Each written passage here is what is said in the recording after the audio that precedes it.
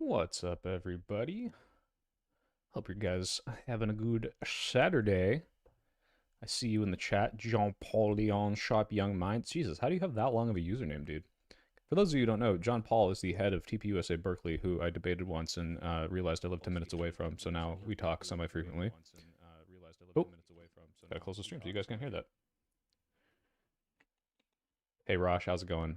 Guys, today we're going to be looking at me crashing this TPUSA thing a couple days ago. I actually don't know if they edited this. They might have cut out all my big owns. I saw a clip where they had to like cut out my entire answer. But essentially, because of the topical religious stuff going on, I knew that Lila was a Catholic, and I actually just wanted to go up and ask her, "Hey, like, how do you justify, supporting the Republican Party given your whole, your whole support of them, given the fact that they're arguing with the Pope right now, and like their entire Catholic beliefs are antithetical to the structure of what Catholicism means, and showing deference to the Pope." And she deflected pretty hard, but we'll see. But then somehow I had to start off with abortion. So basically, if you don't know my thoughts on abortion, I'm pro as many abortions as we can possibly have because I'm a big and evil. No, actually, though, if you guys look at the thumbnail for this fucking video, holy shit. Let me find this.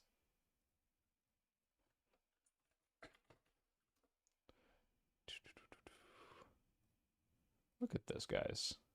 Look how evil they made me look. I know I was very tired, don't get me wrong. But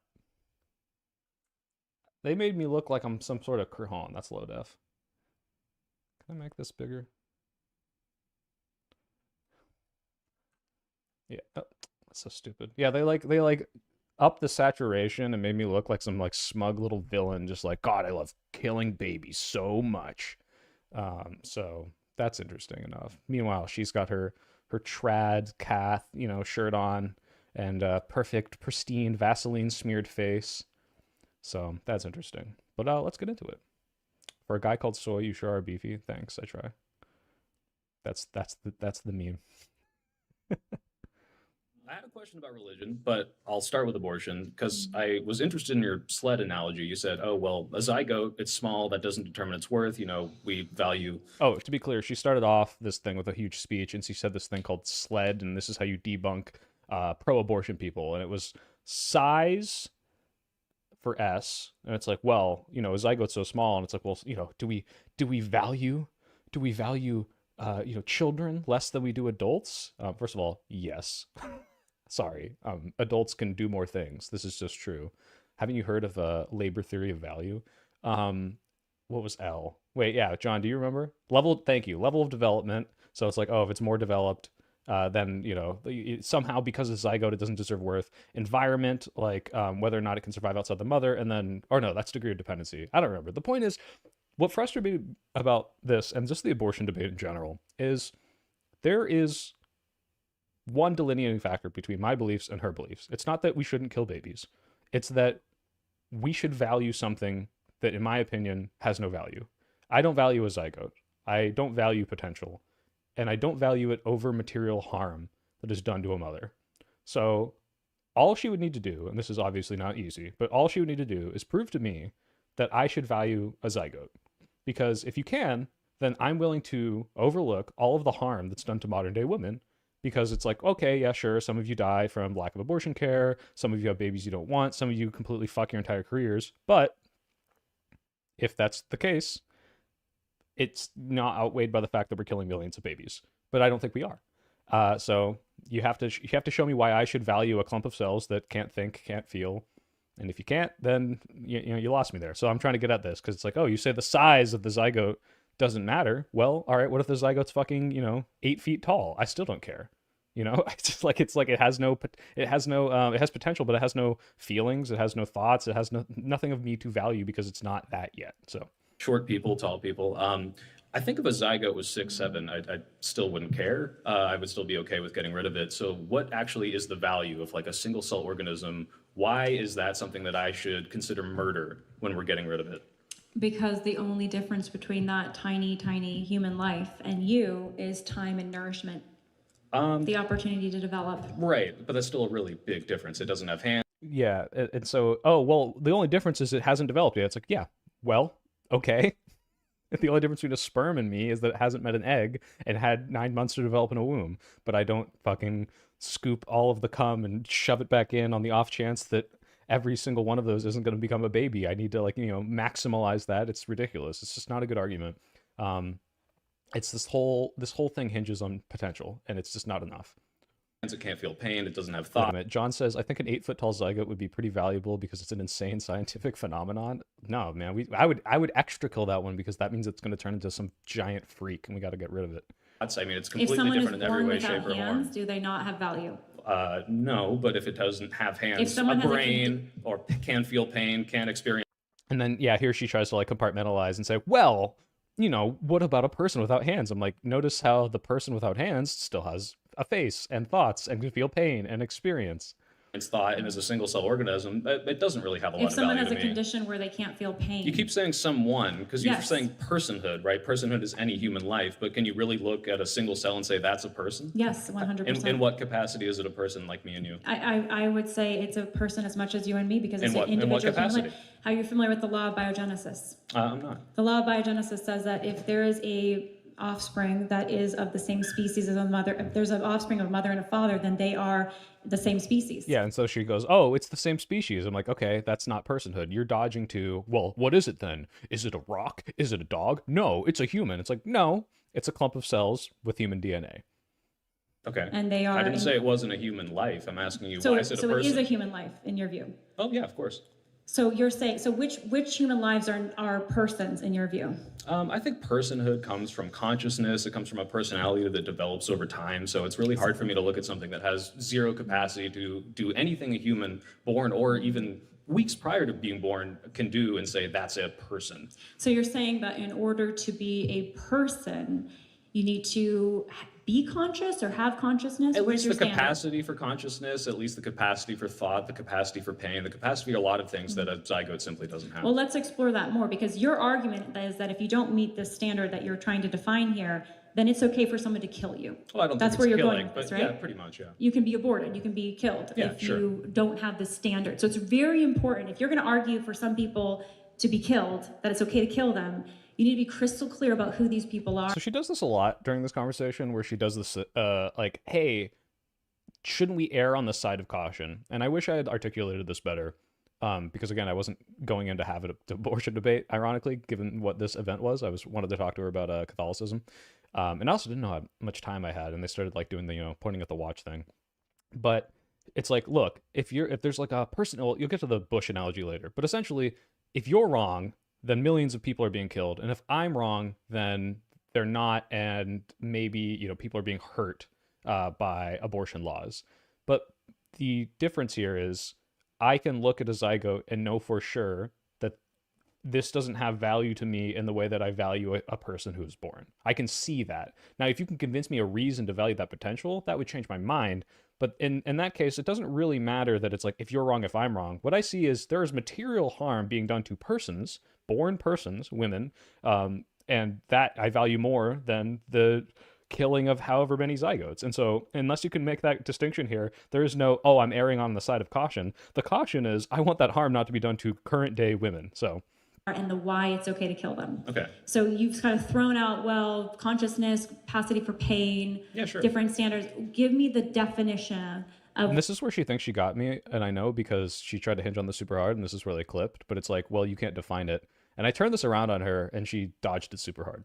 a person. Well, that's what I'm asking you, because your definition, My definition of a person is personhood you're a is all human. human life. My definition But I of don't- person is if you are a human life, then you are a person. That's my So definition. if- What's yours? If you walked up and there was like a zygote in a petri dish, you'd be like, "Oh, that's a person. That's Jeff." Yes, Or that's just I don't know if they've same been as named this person yet. right here. Sometimes they've been named, but even if they're not named, even if a child's born nameless, they're still a person. Yes. What do you, when you are killing this in your capacity, what you call it? What are you getting rid of? What is the harm being done?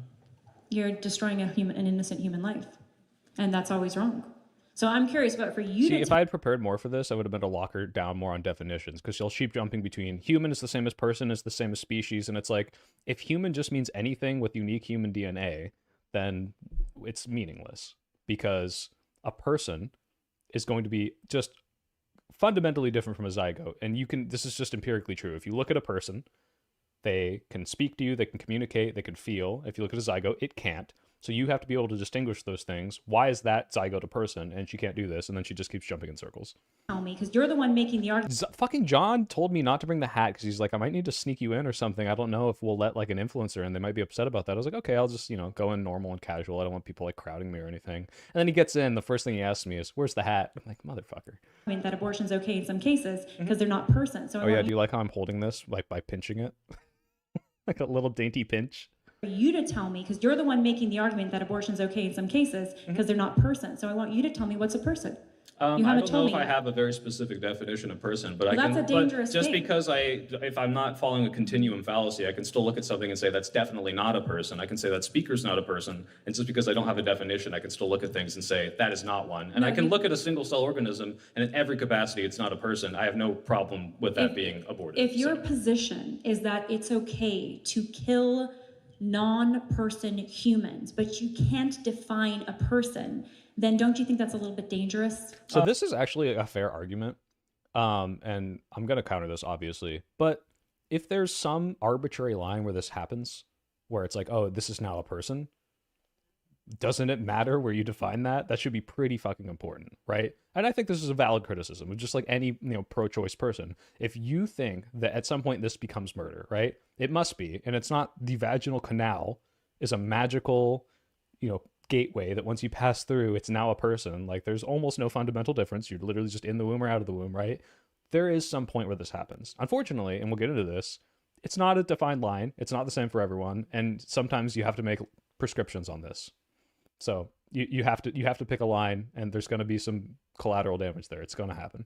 It could be if you were getting on some cusp and you're like, oh, well, you're treading over the 24 weeks is consciousness, 25 weeks is it okay so now? is that your line, 24 weeks? Because you haven't stated that yet. Is that your line? I think I'm definitely okay with up to 2 weeks when it's still zygote stage. How about that? So what about 3 weeks? Well, why are you pushing past that? You don't think it's okay, right? I'm trying. I told you. I believe. Well, let's life just say begins that's at my hard line. fertilization. My hard line is A 1 human day. is a- Let's, for the sake of argument, my So hard you're- line's 1 day. So you're saying that abortion is okay at 1 day, but not 2 days? Sure. Why? Let's just say because I Why? don't think it's a person, right? Why? Why? Because it has no moral value to me. It doesn't have consciousness. It doesn't have pain. It doesn't have anything that I would consider something worth if preserving. somebody is born and they're missing all of their brain except their brain stem, and they don't have consciousness the way virtually all Dumpster. other newborns have, really? Fuck, I forgot I did that. Yeah, it's like, so you're saying if they're born and they have arms and legs and a face, but they can't think or feel pain, like, you'd be okay with killing that? Yes. Why wouldn't I? What am I losing? What's the harm being done? They can't feel anything. They can't think. They're not a person.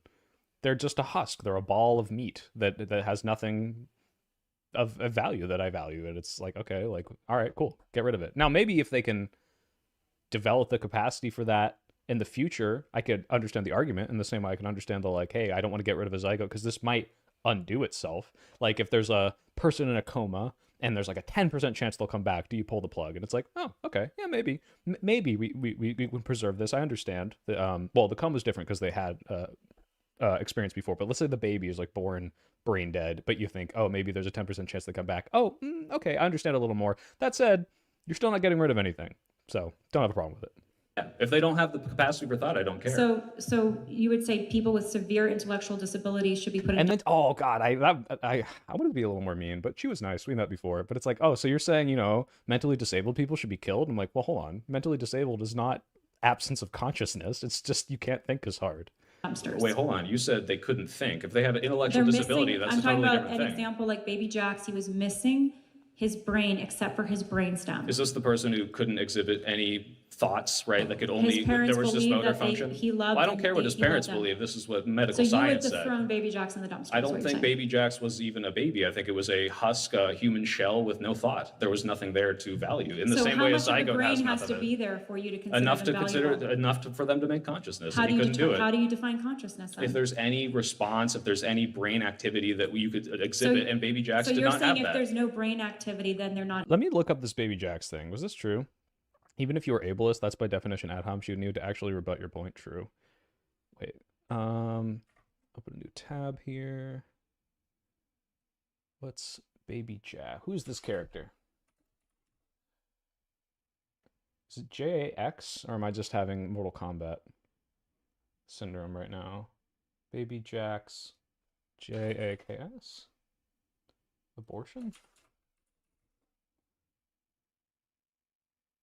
Chrissy Teigen? No. Someone help me out here. How do you spell it? Am I stupid?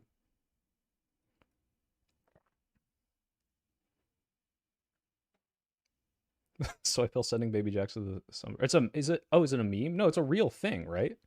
This was like a real story about a real person, I thought. I've heard her like speak about this before, so that's what I thought she was referencing. Oh, Jackson Boole. Okay, let me look that up. Thank you. Jackson Boole. Oh my god. You just don't have a brain? Alright, let's see this. Jackson Emmett Boole was an American child known for being born missing 80% of his brain due to microdranencephaly, a rare birth defect and neurological condition with the traits of both microcephaly, an abnormal small brain, and hydranencephaly, where parts of the brain are replaced with fluid. After his first birthday, his parents began posting regular updates. They made a GoFundMe. They said he would not survive more than a few hours. He went on to live for 5 years. His condition was discovered from his mother. She and her husband were offered the option of abortion. They declined. Okay. Okay, hold on. I need to know what actually he could do.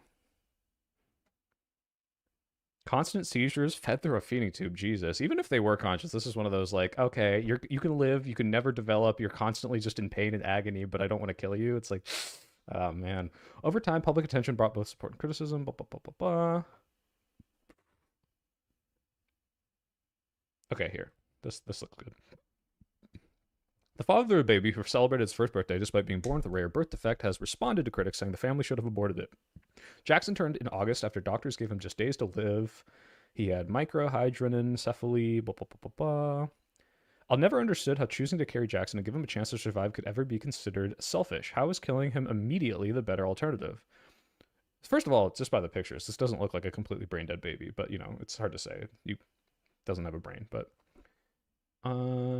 disorder, we did make sure. Tell me what he could do. I want to see the skills. Show me the par sheet. Show me the... Show me the stats.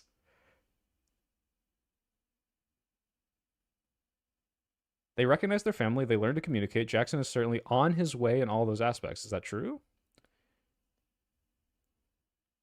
This is not informative. Come on, help me out here. They've got to have some information, like that it's like, oh, and he could blink and respond and like...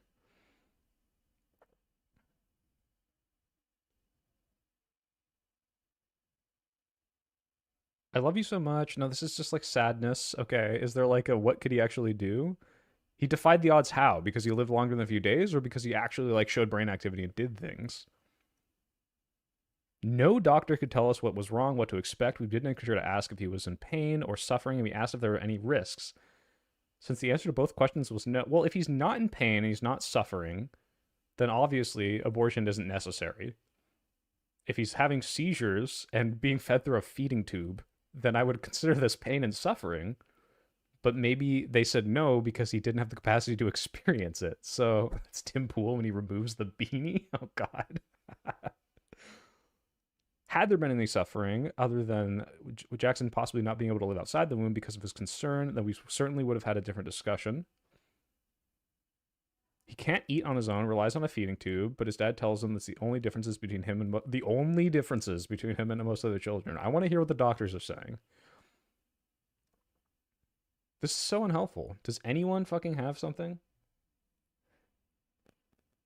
Oh, okay, here we go. Here's a YouTube video. We begin with a poignant story tonight of love and sacrifice in the face of overwhelming odds. A young couple learns their child will be born with a debilitating medical condition, and they bring him into the world. This is so, like, why is this a fucking news story? I hate this. This is, like, news at 11. Family suffering? Like, shut up. Anyway, now these parents have a medical marvel on their hands. Here's ABC's David Wright. For Brandon and Brittany Buell, the first serious curveball of parenthood came the day after their 17-week ultrasound. These are his legs. His hands and feet are in the air like this. Breaking news. Look at my weird baby. Yeah, like what? This is so depressing. Why is this news? the scan where the couple first found out they were having a baby boy. The ultrasound tech was acting strange. She got really quiet, and when she got to his head and was measuring it, she didn't say a word. Then, the very next day, the phone rang with sobering news. They told me he had spina bifida. Wow. And how did you process that? I don't really know. I didn't really process it at the time. I couldn't really believe it. Turns out that initial diagnosis was wrong, but the scan showed a severe brain abnormality. Now, this is good. I think most people would be more likely to terminate a pregnancy where this is the prognosis after watching this. If that was the intention of making this segment, maybe. Their son's head was not forming properly, the brain almost non-existent. Miraculously, Jackson survived. He's now just over a year old. The doctors didn't expect him to. In fact, it was the sort of pregnancy where doctors, as gently as possible, mention the word termination. Abortion is much too charged a word. It wasn't until That doesn't seem like brain dead. There's crying and responses happening. 3 weeks pregnant that it was brought up. About the options. That we had the option to terminate in the state of Florida until 24 weeks. To put it bluntly, many American families faced with that 17-week scan would not have brought this baby into the world. How many fingers do I see? Jackson's parents gave him a chance. Where do they come from? I can't say, but I bet they have come a long, long way. But in a way, this is the essence of that debate, isn't it? It can be if anybody wants to Sort turn of. it Some into people it. take it that way, but Just to be clear, I'm reevaluating my position on this. Like, don't get me wrong. If I knew this was going to be its life, might have aborted it. But this doesn't seem as brain dead as I was led to believe. Ever we more. don't try to take it that way. Hi, handsome. They did think about termination. I would feel terrible doing something like that. But if they were to tell me he was going to suffer, or he would be in pain, or my life was in jeopardy, then my thought process might have been different. We're Christian and we believe in what we believe in, but we still are going to do the best thing for our family, for Brittany, and ultimately for Jackson. And this is Jackson today, severely disabled, but thriving. For us, this just seems normal. We don't have another child. Brain dead people sneeze, cough, appear conscious at times. They have involuntary reactions, not really indicative of higher order thought or brain function. I don't know if it needs to be higher order. Like, if this baby can cry, is it just like a complete like instinctual response, or is it in response to like feeling uncomfortable? If it feels uncomfortable, that means it experiences uncomfortableness. It feels that pain. It feels, you know, it's not happy. And like whether or not that's like I'm thinking happy or I am experiencing some like discomfort and my body says to cry when I do this, like, I don't know.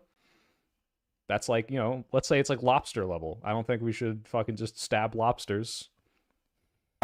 This is the first one. Even just bathing him is a task that requires both parents. You want to play with your toys? Was that a yes or was that a no? Where do you put his happiness? He's Is he happy baby? almost all the time. He's just like He any other is. baby. He's teething and gassy, so he's cranky often. There you go. Good job. And he is the sweetest baby. I know we're biased, and that's fine, but Every parent. yeah, of course. But Jackson is not like most other babies. Here's what his brain should But have. put in a 2 times speed, it looks like there's more activity. I think this is kind of cheating, but Like. Instead, this is Jackson's brain. Only a year wow.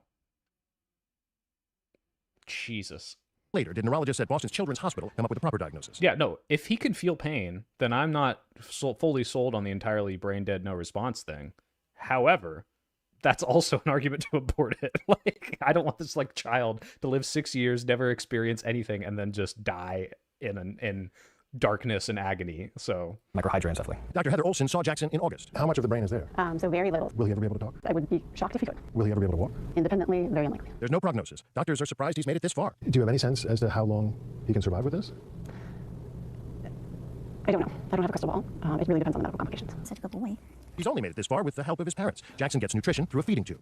Burping him involves removing the excess fluid directly from his stomach. He sometimes suffers from like looking at this, I can't blame the parents at all. Like, especially if they're just anti-abortion in general. It's like this, you know, if you say like this is a baby, this is a baby. Insofar as like they act like a baby, they're not independent like a baby. They make baby noises. They burp and fart and all that crap. Like, I couldn't blame them. So I don't know about this. Typically, I refer anencephaly cases where the part of the brain responsible for consciousness is unable to produce it. mild seizures. Even when he's really calm, sometimes he'll go into a slight seizure. Is he suffering? I don't think so. He was irritable when I saw him, and there's nothing about this that causes. See, like, if the doctor's saying he was irritable, is this can't just be, this reminds me almost of like when people are like, oh, like they just now are like, doctors can feel pain. And it's, or sorry, lobsters can feel pain. It's like, yeah, no shit.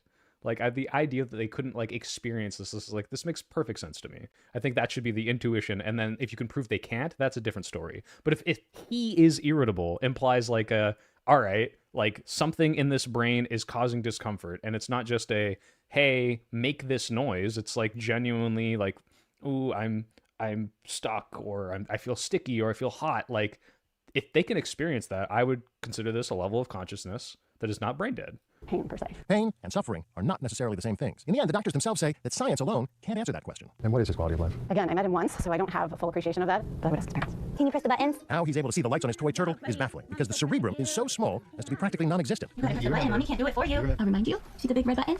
You put your hand and then you press it. Like that. And yet his parents, who spend so much I was time gonna say, are we gonna watch him like hit a button and then they do it for him, and it's like, is there anything happening in there? with him, I'll say this: look, erring on the side of caution. Once this baby's born, I'm fine. Just like, do your best. That's erring on the side of caution. Maybe they can understand. But that said, if all they're experiencing is basically nothing but pain, what are you doing this for? Who's this for? It's for you. It's not for them, because this isn't going anywhere, and you're just kind of like prolonging the inevitable and suffering. And it's like, if they can't feel the happiness, what's this for? convinced their son is in there. Yeah. It's so cute when he's so proud of himself. It is. He grins. See, like, that has to be projection, right? Or maybe it's not. If he's genuinely having an elated response in the same way babies do, I don't know. It's cute, right? It is cute. Responding to their love and attention. Every day we spend time with him. Every day we play with him. Every day we say, I love you. 100 million times. Maybe a little exaggeration, but probably over 100 times every single day. No exaggeration. Can you sit up like a big boy? We call him by his name. We say, Mommy's here, Daddy's here. We love you so much. We're so proud of you. You're so strong. You're so smart. He hears those every day from us. And sure, maybe I'm biased, but I believe that positive reinforcement and talking to him and loving him. That was a big yawn, buddy. I think he's responding to that very well. Not only that, they feel he loves them back. I love you. They hear him saying so in videos such as this one. I love you. And even if others may not hear it, these parents feel it. But Brittany and Brandon also hear from the naysayers. Whenever they post Jackson's photos and videos online, people write the most terrible things. And we can't fathom what kind of people would, one, think something like that about an innocent child, especially one with special needs, and two, actually hit the send button. He's a lucky boy. You guys seem like great parents. We try. You're trying hard. Jackson is lucky because many parents would not have given him that chance. It hasn't been easy. A lot of his treatments, including that trip to Boston, are not covered by insurance. They've had to resort to a GoFundMe campaign, which is covering most of their bills for Yeah, like, just, whatever is wrong with America through all of this. By the way, the only way to even respect this couple's decision is to just dump like hundreds of thousands of dollars. That said, if we had socialized medicine, part of that is giving care to people who need it. And maybe this doesn't need, maybe this is an elective procedure. Now, every decision that we've ever made for him have been about his happiness. I just think mentioning the case of baby Jax is in itself incomplete. There are other considerations that should be in discussion that make the consciousness view more contentious. True. His comfort, no matter what that meant and no matter what it cost. I feel like Jackson's doing so well and can teach the medical world so much. And we realized God, knowing that, like, he made it 5 years after this is just making it so much worse. Like, watching these people, like, with so much hope. Since life has purpose. If they say we're praying every day, and I know they are because they're Christian, that's just going to make me hate religion more. You are faith-based or whether you just are scientific and want to see more about medicine, learn more about the human brain. And at the same time, we realize the reality of Jackson, that we're probably going to outlive him. There's an excellent chance of that. We're just trying to give him the best life possible. Knowing that it might be a short one. We realize That's sweet. So every day is precious. Ordinary people struggling with an extraordinary burden. That said, the best life possible might be to terminate it early because 90% of it is suffering, but hard to say. I would be going to every single doctor trying to figure this out. Doing it with love. I'm David Wright for Nightline in Tavares, Florida. Yeah, that really didn't tell me anything I needed to know, but I guess it made me a little more sympathetic to them. But let's see. Then they're not persons. Yeah, that's a pretty good. So did you know that? By the way, everything I said about Jackson the dumpster is entirely contingent on the doctor saying, yeah, there's no brain activity of any sort of consciousness. So there have been no brain activity determined. If Baby Jax called someone the N-word, he would make 10 times the money from conservatives on the GoFundMe. True. If only he had the capacity for slurs. Different times and then brain activity. I don't know why I was doing. I wanted to do something with my hands, and I didn't want to like just put it on my hips, but the thing was so thin, so I couldn't like grip it like I don't know what I was doing there. I wish they just gave me a fucking seat. It comes back. Do you know that? Oh, that's possible. Like people can go into comas or be dead. Yeah, but there's a So previous would you say they're not there's a previous consciousness to speak So of. now you're changing the definition. You're not saying it's when No, they I'm have not changing active it at all. consciousness. You're saying they had to have it previous at some point. Well, of course, yeah. I mean, if you have a zygote which has no previous thing, obviously it has no worth, it has no thoughts. But And if then if you have something that consciousness- had consciousness and went to sleep or lost some sort of brain activity, but then it came back, there's Yeah. clearly something there that you're valuing, no? So I don't think that you are only your brain or your body. I think you're also your Well, soul. yeah, I mean, you believe in God, I love that she brought this up because I'm like, cool, this just makes you look stupid. Like, you believe in soul, you believe in a lot of Yes, things that I and I believe. you didn't bring the propeller hat, so you had to demonstrate by being soy, daintily clutching the stand. Yes. I think But there's that's tons irrelevant. of scientific evidence for the soul. Are you familiar with near-death experiences? Yes. Okay, and you're familiar with out-of-body experiences where the brain is basically shut down, they're having a death experience, there's no brain activity, Sure. and then they're outside of their body and they can see, and this has been tested, there's thousands of these stories. This is, like, how can you be religious and be like, by the way, this has been tested and is scientifically true that souls exist? And it's like that you don't believe in faith. Like you're just like, yep, it's objectively true. We witnessed God. And the scientists with all due can't respect, explain them. I don't just care. to finish, I just don't care. Well, Like you this should is care. well, no, because You this should is care. you're extrapolating and projecting and your religion onto a scientific phenomenon. What happens in these stories is that people have a cessation of brain activity. This is what you should say to any time anyone makes a religious argument. Just say, I don't care. Because you shouldn't. It's irrelevant. Coma, and they are outside of their body and they can see what's happening, and later on when they come back to life they report. I had it like this is why I missed 2012 hat tipping atheists. Okay, when people make these arguments to you, you got to make something just as absurd, right? You know what? I had a dream, and in my dream I felt like it was so real and I could see myself, and I talked to God, and then they say, oh, well, that's ridiculous. And it's like, why is that any less ridiculous than what you just said? Oh, because more than one person did it? Oh, okay, cool. Like, this is so stupid that you can't hinge any argument on this. It's just completely irrelevant. What the hospital... That's why every time I'm always like, actually, God's speaking to me right now. He says you're wrong. And it's like, oh, that's ridiculous. I'm like, why? It's exactly what you're doing. Sorry. What it looked like outside, what was happening in the room, even though their body was not operating, right? Their soul, in a mysterious way, was operating. Because you are not just your body, you are also your... real quick, Weaponizing Architecture says, I am interested in working for Track Ukraine. I have self-taught graphic design skills. I'm not organizing it at all. I'm supporting it. But Dylan, I'm sure his DMs are open on Twitter, Dylan Burns, or just go to the Track Ukraine like newsletter. Maybe if they have like a... I mean, I'm not going to look it up right now. But like go DM the Track Ukraine on Twitter and try to help out there. Okay, that's cool. And so if you're... Convince me to care without appealing to the Bible, or admit that you're all you have, and we'll end... Yeah, we can end the scientific. And it's so funny because I'm like, hey, there's no objective, like, definition of personhood or like when it should be valued. And she's like, actually, science believes life begins at conception. And it's just like, you can't have it both ways. You cannot pretend like both science and religion are in tandem here. You're so ridiculous. Very fun story. I don't believe in that. It's so true. That's really cool. And if you have a purely materialist... Can we talk about reality for a second? Though? Well, that's what I'm talking about. You're let's talk about rejecting these stories because they don't fit your materialist No, I'm rejecting framework. your stories because You're projecting mysticism onto reality because that makes you feel comfortable. And that's fine. I appreciate part of that. reality. Sure. Okay. There are things that cannot be explained. So let's talk about reality one more time. Do you think that someone... Uber Schnitzel, thank you for the $5. Soy, there... God damn it. There, however, are a lot of scientists who are indeed unsure of how to understand how consciousness emerges from brain matter. Yeah, that's true. I mean, we can't even understand. We can barely even understand how like flies like operate, right? But that doesn't... You can't just project God as the solution there.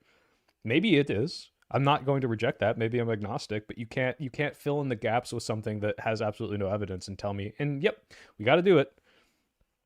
Oh, Destiny asked someone to question if two people who are led by God, have opposing positions, who is right?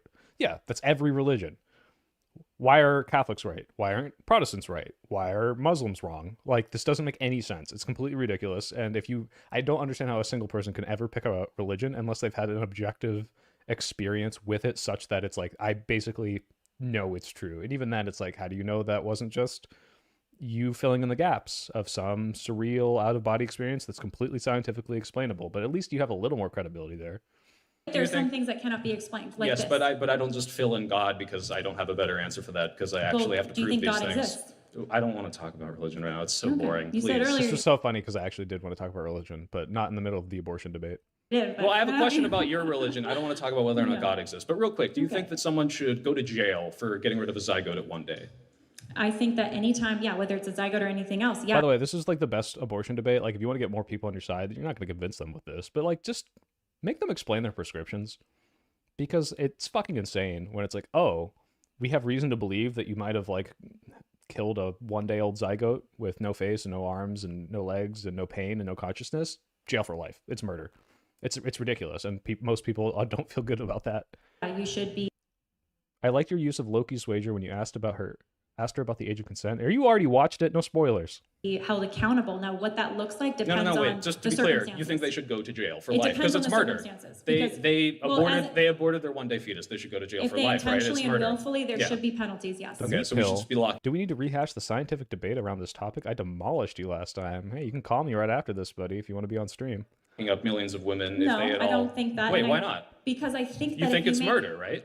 No, let me explain. No, you just said it was murder for like Let 20 me finish. minutes. Come on. Let me finish. Okay, go ahead. I think that if you make abortion illegal, there will be fewer people that have them, and this is proven. Yeah, of course. In countries that make abortion illegal, and I think that the law definitely impacts behavior, and I don't want anyone to go to jail.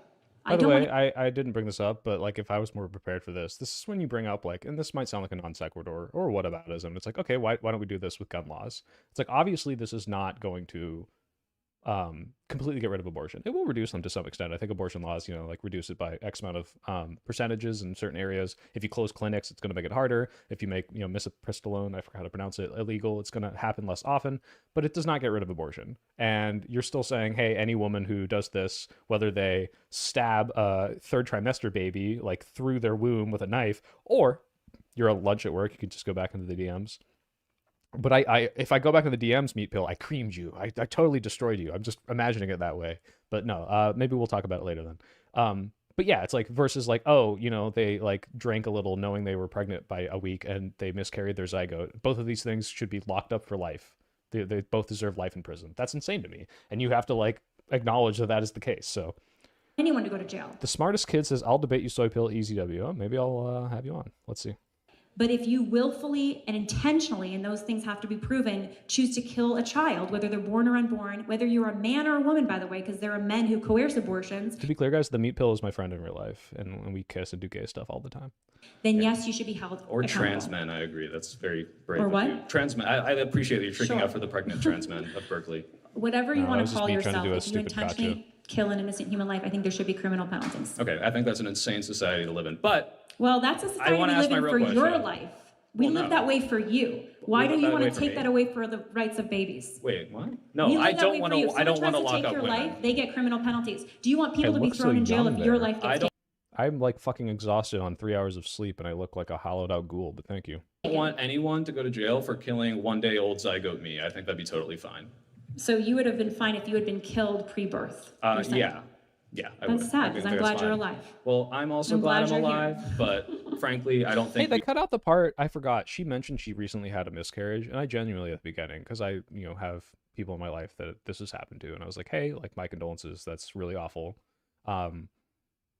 Imagine like if I had a miscarriage based on my prescriptions, and it was like a one trimester baby, and me and my wife couldn't have that kid. It sucks. It would be awful, but we'd recover knowing that like, hey, at least, you know, there wasn't like pain and suffering. To these people, a member of their family died. So even if I believe they're wrong to feel that way, they still do. And I think it's kind to reach out to them and be like, hey, I know how you're feeling. This is devastating. I'm really sorry this happened to you. So we can speak on the personhood And of a I- zygote where we don't know the potential of what they're actually going to be, and it's totally fine to get rid of. Well, you can make that Let me- argument about a newborn, and I don't buy it. If you're a human, you're No, I alive, think you they get have protection. thought and pain, and you have this like, you know, video where everyone's emotionally reacting to a baby getting shredded, but they can't feel that and they can't think about it, and I just don't care. Like, it's frankly. yeah, they showed this video of like, oh, this is how an abortion is performed. They put the forceps in, they rip the legs off, and the baby is, you know, torn apart like it's in a blender. And it's like, okay, is this before it can feel pain? I don't care. I don't care that it looks like a baby. If it can't feel that, this doesn't matter to me. You know, it would be no different of if I snap my fingers and it disappeared. If I fetus deletist with the wand, you know, it's like whatever. Like you could fucking stab it. It's not feeling anything. It's fine. Whatever.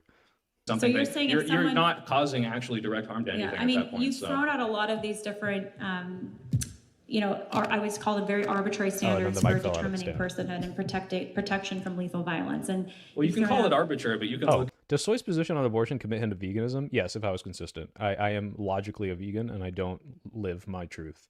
And this makes me a worse person. And I'll be vegan, guys. I'm going to transition. I'm half holding out for lab-grown meat, half waiting for a vegan baddie to come and force me to be vegan. So a fully formed human being and a single cell, which you yourself with your own eyes could not distinguish from any other type of cell and say, yeah, those are both people, even if you didn't know it was a human cell. So I think yours is a little more arbitrary than mine. Well, you haven't even been able to note when this arbitrary line is. When it would be okay for somebody to be killed. Yeah, but your own not. definition doesn't actually explore personhood to the same extent to have a consistent way, right? You can say, hey, a single cell organ. Will I eat zygotes instead of meat? I think that eating a zygote would be morally better than eating meat, because meat requires you to kill a conscious being. So, like, you know, zygote protein bar, morally more justifiable. Yeah, it's basically what eggs are. Less than 1% of abortions, the dilation extractions are what they call partial birth abortions. They're done to those are done to wanted pregnancies because of the mother's life at stakes. Yeah. That's a person, but you yourself can't distinguish between that single cell and any other type of single cell that looks exactly the same to you. You have to know that it's a human to be able to call it a person, but materially that thing is not a person to you in any way, shape, or form the way you interact with the person in real life. So well, it's just absolutely ridiculous. A person materially, but a human materially, but yeah, not in reality, not the way. Yeah, so she just doesn't acknowledge this. Like this is like the fundamental disagreement with me and pro-lifers. You have to look at a cell, and you only value that once I tell you it's human, because you value that potential, and I don't. That is the fundamental difference. But then they rest all of this on the moral language of, that's a baby. That's a human being. You're killing a human being. It's like, no, I'm not. It's not a human being. It's going to become a human being. And if you value that potential, that's fine. That's our disagreement. And I don't think people should go to jail for snuffing out potential of something that didn't have the potential yet. If you're, you know, stealing from someone, their current, like their potential in real life, like they already exist. They can feel the effects of that. If they don't exist yet as a person who has thoughts and consciousness, I just don't care. Here's the thing. If you don't know what something is, let's say there's something that's in a bush. Imagine with me for a minute. You hear a rustling in a bush. You're out hunting. I don't know. Do you hunt? Right. I don't know if you hunt. I don't hunt. If it's a fetus, I'm taking the shot. I'll say that. So if you hear something rustling in the bush, guys, if a fetus was going to ambush you in the bush and you didn't know what its intent was, would you take the shot? I would. Know what it is. Yeah. Are you okay shooting? I mean, if life is not in present danger, probably not. No. But let's say there's humans that may have been around. This analogy is just so stupid, because it's like, we know what a fetus is. It's not like, this is all about like, oh, the level of caution that you're taking. Okay, but unfortunately, this is not analogous, because it's not like the womb is a bush and I can't see inside and I'm like, is it alive? Is it dead? Does it feel pain? Does it not? I don't fucking know. Oop. Would you consider a pause before shooting? Do you think Trump is genuinely pro-life? I'm sure Trump has had and paid for many abortions, so no. You don't know what it is for sure yet. Yeah, of course. Okay, good. Because when you were saying earlier that you don't know exactly the line is, why are you saying it's okay then to have abortions when you don't even know where that line is? Because Isn't it better to err on the side of life and not shoot? I think that's a really good argument, especially when you get into like ambiguous lines from like Where's 24 line, weeks though? to 30 weeks. Where's your line? But I can definitely say this is the clip they made, by the way, because I can't say what the exact line is, and then they cut out my actual good response. Say that my line is at least past the first day, and you say that's murder no matter what. I think that's not erring on the side of caution. You're looking at something that has no capacity for any sort of personhood in any way. And so I try to push it of, well, your line is birth, and you're telling me this is erring on the side of caution, and yet we can definitively see for weeks after, days after, that this is just not the case of something that we would consider a thinking, feeling thing. So what the fuck is the point? I can say, yeah, that's very easy. That is a good argument. This is a good argument. Maybe it's not optically good to concede, but like saying, wait a minute, and we'll get into, I bring up the age of consent. She calls it a non sequitur. It's not. But it's like, okay, if let's say I drew the line at 20 weeks, is 19 weeks and 6 days okay? What's the difference between 19 weeks and 6 days and 20 weeks? The answer is probably nothing. There's probably not going to be a day's worth of development that changes that. That's not the exact day that they're going to feel pain. But unfortunately, that is how you make prescriptions in society. You cannot cover every edge case. If we had a way to test for capacity for thought, that should be how we do it. But because we can't, we have to draw the line somewhere. And I think the edge cases are not enough for me to say, well, therefore we should have no line. I have no moral qualms getting rid of that. I will be very happy. By that point, the gestational rights of a fetus begin to be at odds with the mother's rights, and the anti-choice crowd arbitrarily prioritizes the fetus over the grown human being. I don't think so, because the mother's rights thing is a hard argument for me, because if you do believe it's a person, and I don't, but if you do, then one of them is killing that person, and the other is depriving that mother of autonomy. And I don't think you should be able to kill someone to, like, you know, the whole, like, oh, you wake up and you're, what is it, attached to like a violinist or whatever. It's like, I don't think you should be able to kill them to get your autonomy back. If basically it's elective, but then you can get into the whole, like, what if you didn't mean to have the baby, or what if you were raped, and it gets a little complicated. But I think the autonomy argument's a lot more messy than just, I don't think it's a person. If you've come here today and you said, okay, I agree with you, Lila, after the first day, I oppose taking that life. You think the violinist argument is rage bait? I don't know. I think it's a good thought experiment. Why is it rage bait?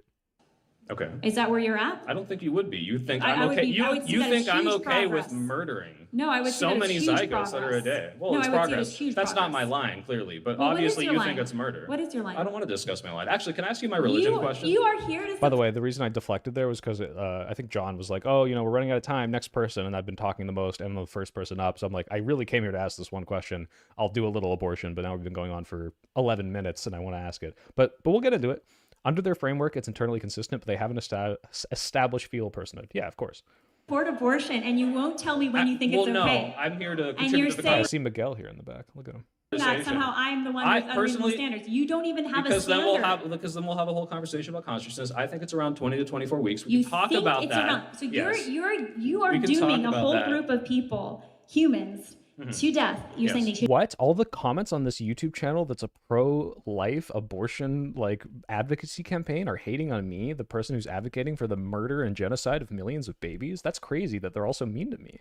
You get no legal protection. I would shoot. There's a discussion to be had on the violinist argument, but I think once you get into it, it collapses pretty easily. You're going to have to type me, I demand a whole essay delivered to my front door by tomorrow. Into the bush. It doesn't matter. And I think it's around 20 or 22 weeks. Yes. Don't you think that's a little concerning that you're okay No. with a whole group of people being killed, and you just because you think it might be around this line? What if they're 19 weeks old? It's fine. Do it. Why? Well, because we have to define the line somewhere. Your age of the age of consent, but that right? It's line 18. is necessarily I love this because it's like, oh, I'm going to attack your arbitrary line. And so I'm like, okay, should a 15-year-old have sex? Like, and she just completely flounders here. You have several essays on the argument. All right, well, email them to me, buddy. Maybe I'll look at one. Do you think the age of consent? Do you think the age of consent should Why be 18? not 19 weeks? Do you think the age of consent should be 18? Not? I'm trying Do to you get think? your Well, line. I'm trying Why to not dig 19 weeks? down into your argument here. Do you think the age of consent should be 18? The age of so this is completely different than Well, what we're discussing. it's called an analogy. You're I know you. dodging my question I know you because understand don't have a good analogies. answer I know for you it. understand analogies, but you're trying to get me on like, You well, should you just can't become define pro-life. exactly. Think You about should just this. become pro-life. Can you just answer the Go to question? for at least for the Look, 2 I know you days, support. I know you support Trump, but do you think the age of consent? I don't actually support Trump, think- so I don't know where you're getting Oh, that. gotta pause here. Does she actually not support Trump? I understand being a single issue voter on abortion, right? And being like, okay, Republicans are the only ones who are going to do anything about this. But does she really not support Trump? Can we see this?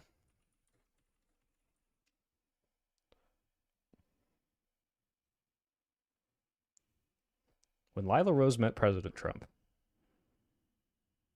Convince him about abortion. Speaking publicly against the Trump-approved platform could risk her involvement in future high-level discussions on family policy. There were many outlets and organizations who celebrated the Dobbs decision, which overturned Roe v. Wade. Rose refused to be complacent. The GOP's big tent position, though easier to digest, trampled on the 14th Amendment. Without the right to life, no other rights are possible. Good luck with any other freedoms and securities. Children have to come first. I asked if she feared taking such a bold stance for life amid the capricious political current. Rose replied, no. Without some indication they will work to make our nation a safer place for preborn children, they are making it impossible for pro-life voters to support them. Wait, what is her actual... Okay. Rose received a request for the campaign to meet with President Trump. She got in touch, and they granted her an audience with the president whose mind she hoped to change. The pro-life movement has been an uphill battle. She spent many years in the trenches. What's her advocacy?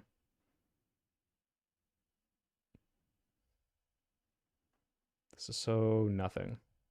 Talk about her political views other than abortion. I know it's hard. No.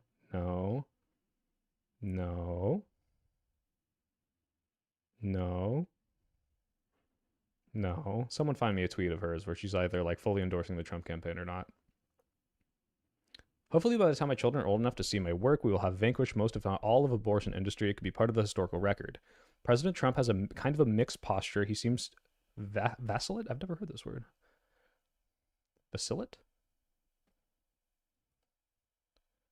Wavering, hesitating. Okay. Control F type Trump. I mean, I guess.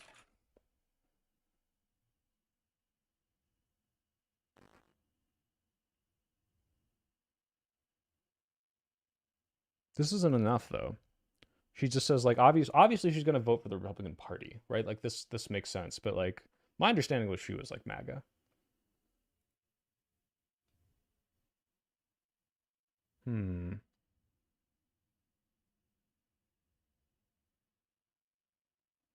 Oh, her opposition to Trump is that he won't take a position on a national ban because he knows it would lose in the election. She's always had reservations about Trump's anti-abortion bona fides after years of shifting positions. He hinted that he would sign federal abortion legislation, but walked it back. Okay, so she's like, he's less pro-abortion, but our movement's goal is not to accept whatever the least worst candidate is and show up for them. Our goal is to help candidates who are going to be fighters for the preborn. So she's literally like, he's not extreme enough, therefore I'm not enough of him. That's fucking crazy. Okay. Like, all right, I'm not pro-Trump because he won't sign a national abortion ban. That's why I oppose him. Does she have anything about his other politics? I can't search. Oh, wait, maybe I can search on Twitter now. Let's see. Lila Rose. Rose. Because I want to see if she's being consistent. I'll give her credit. Like, she says, like, oh, I don't actually support Trump. And I'm like, okay, cool. But, let's see. I don't hate anyone, but I hate the Trump FDA is allowing abortion pills, not extreme enough. Trump admin stops all function using aborted fetuses. Thank you, President Trump. President Trump, preserve the dignity of your office. Take this down. Okay, hey, she's criticizing his Rob Reiner comments. That's fair. Trump just condemned the slaughter of Christians in Nigeria. Pray for our persecuted brothers and sisters. President Trump, the FDA answers to you. You can solve this. Stop letting them mail abortion pills. Yeah. Great win for our children. The Trump administration shut down the Office of Public Affairs. Yeah, all right. You're starting to lean a little more Trumpy. Trump admin will continue sending millions of Title IX funding to Planned Parenthood. Okay, not extreme enough for cutting Title IX funding for Planned Parenthood. This is why she's anti-Trump, because he's not extreme enough on abortion. Like, this is not, you're not anti-Trump. Like, this is like when white nationalists say they don't like Trump, and it's like, oh, right, okay, I get it. And then it's like, oh, because he's not racist enough. You think he's like Israel pilled. Breaking, Trump announces ceasefire. Thank God, Trump announces a ceasefire. Like, this is not an anti-Trump person. This is a Trump is not extreme. Yeah, okay. Fuck you, Lila. That was bullshit. The age of consent should be 18. Oh, I'm actually really happy to hear applause for that, actually. But do you think the age of consent should be 18? Do I think the age, you're talking about the consent for what? For consensual sex. 18 seems a little bit, I would actually, young. I mean, in California, I think it should be 15 or 16. This weirded me out. I'm like, wait, you think it should be lower? I don't know if she's like, oh yeah, this is when we should be able to, like, you know, get married, but Jesus Christ. Okay. No. So we still have to have a conversation debate on abortion. We only discussed it briefly once. All right, you can come on after we're done with this vid if you want, dude. You got my Discord. Statutory rape should be determined by around that time, is what I'm saying. Okay, but what's the exact line where you can consent to sex? So right now, the law in California is if you are even 15 or 16 years old and you are having sexual activity with someone, then that's statutory rape. Okay, are you okay with that? Is that your line? Yes. Okay, so why then, if they're 15 in the day, is it okay? I see where you're going with this. I see that this completely deflates every attack I've made on you about drawing a line for abortion. Yeah. This is a little bit different than whether or not this person should be killed and whether or not they're human. But you understand if you're wrong, Lila, millions of girls are being raped because we've drawn the age of consent in the wrong spot. How dare you? I should have fucking virtue signaled so much harder. I would actually be fine with moving it forward to a 15 years old in a day. Okay, well, then why not? Actually, you're right. We should move it up to 15 years in a day. Oh, that's crazy. Wow, it's almost like the line of 15 years was completely arbitrary, and now there's a day difference. What changed? Oh my God. 15 years and 2 days. And I would be fine with that too. Okay, what about? I can't believe she keeps biting the bullet here. I forgot about this. Oh my God. Years old in a day. Okay, well, then why not 15 years and 2 days? And I would be fine with that too. Okay, what about 20 years?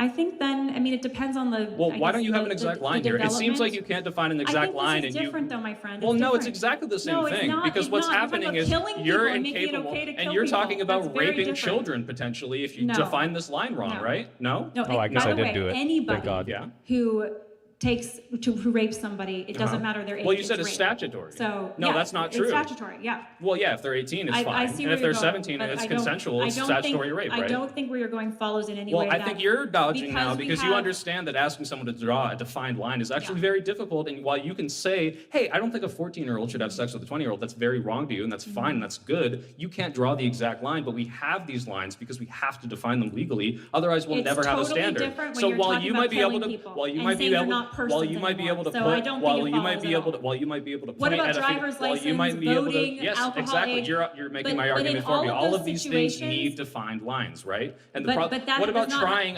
What about My trying friend, a you're child? talking What about about trying? I'm kind of an idiot. How is this not a non sequitur? Are you talking about my age of consent thing? Because her attack on me is abortion is potentially killing millions of babies. And if you can't tell me exactly when a person should be valued, because my line is super strict, it's when the egg meets the sperm, then you are potentially condemning millions of edge cases to death because you can't draw it exactly and you're unsure. Yeah, well, you might be, I had to repeat myself a million times. And the reason this isn't a non sequitur is like, okay, well, should we define an age of consent?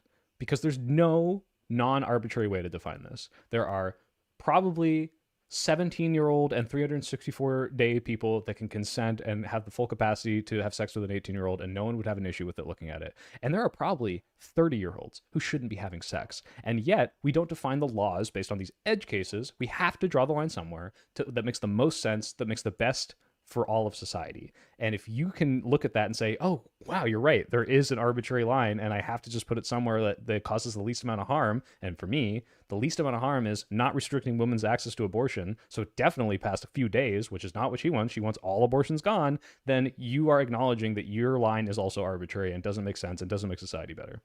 Unless you think it's killing babies, in which case fucking Holocaust is happening every fucking year from abortion. But I think it's ridiculous.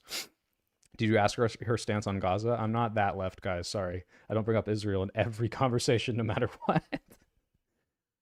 It's an internal critique. The underlying logic of your argument assumes that something being arbitrary apparently means the lines can't be drawn. Yeah, it's ridiculous. I think she is anti-IVF, right?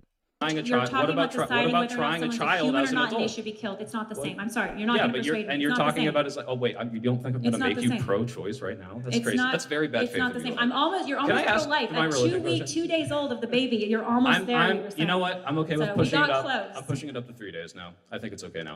All right. So Well, can I ask that's my, can I ask my better religion than question? before. Can when I ask? It's pretty funny. We get people asking us about Israel all the time when we have an abortion as murder sign. It's just such a like, do you have to make it always about Israel, guys? Come on. You can have other things. There are other things happening.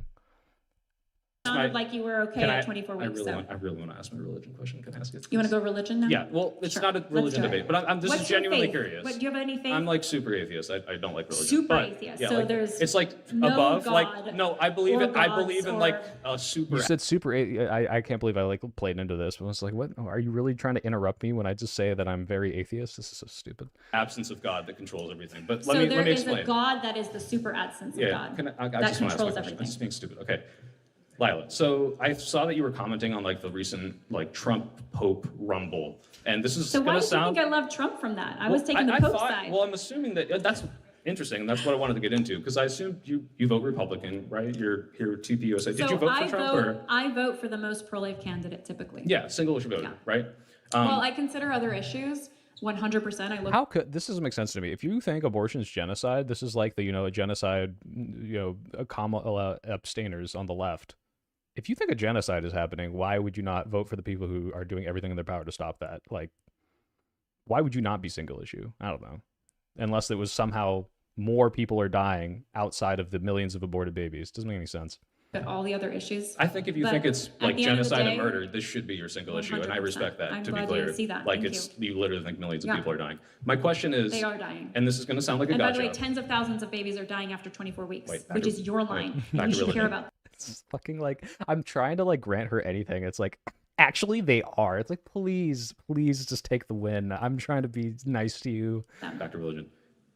Do you think, and this is going to sound like a gotcha, do you think that the current administration or the Pope I should start doing that. Oh, you think millions of babies are dying? Name every fetus.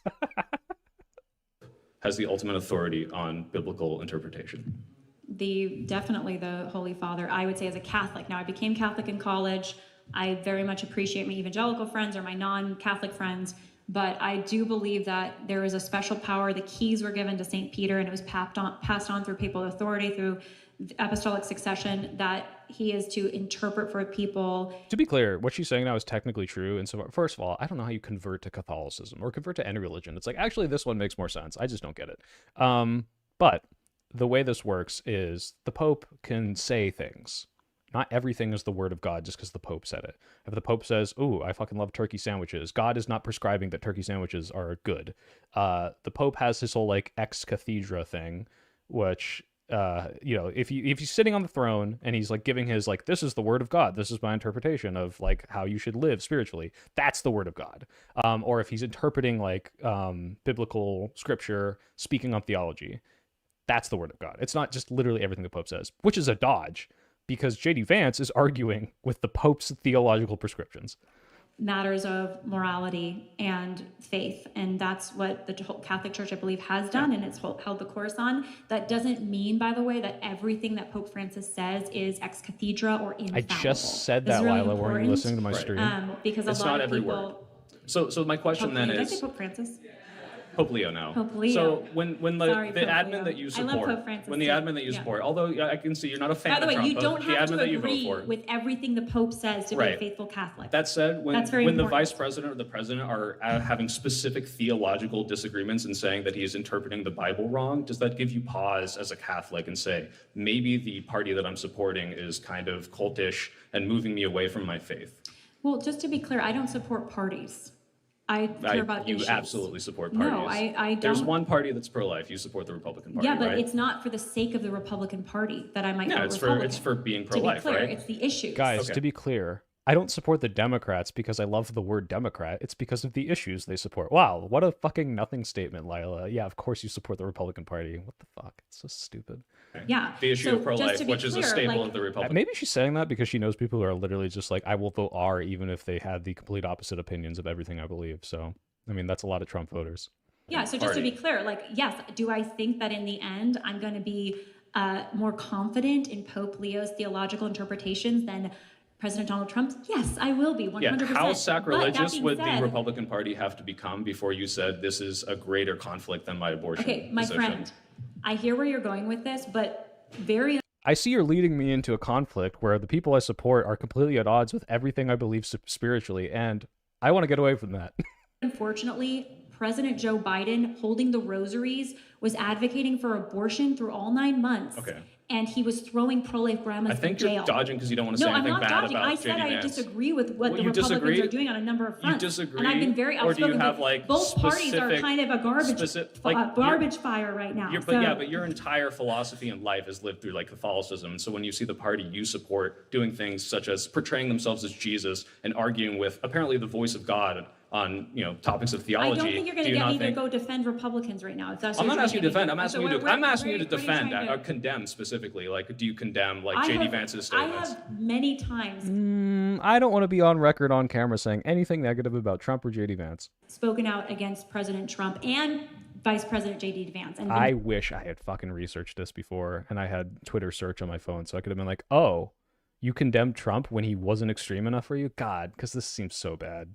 Like, in retrospect, not calling this out. Oh, what did you call him out for? Was it his...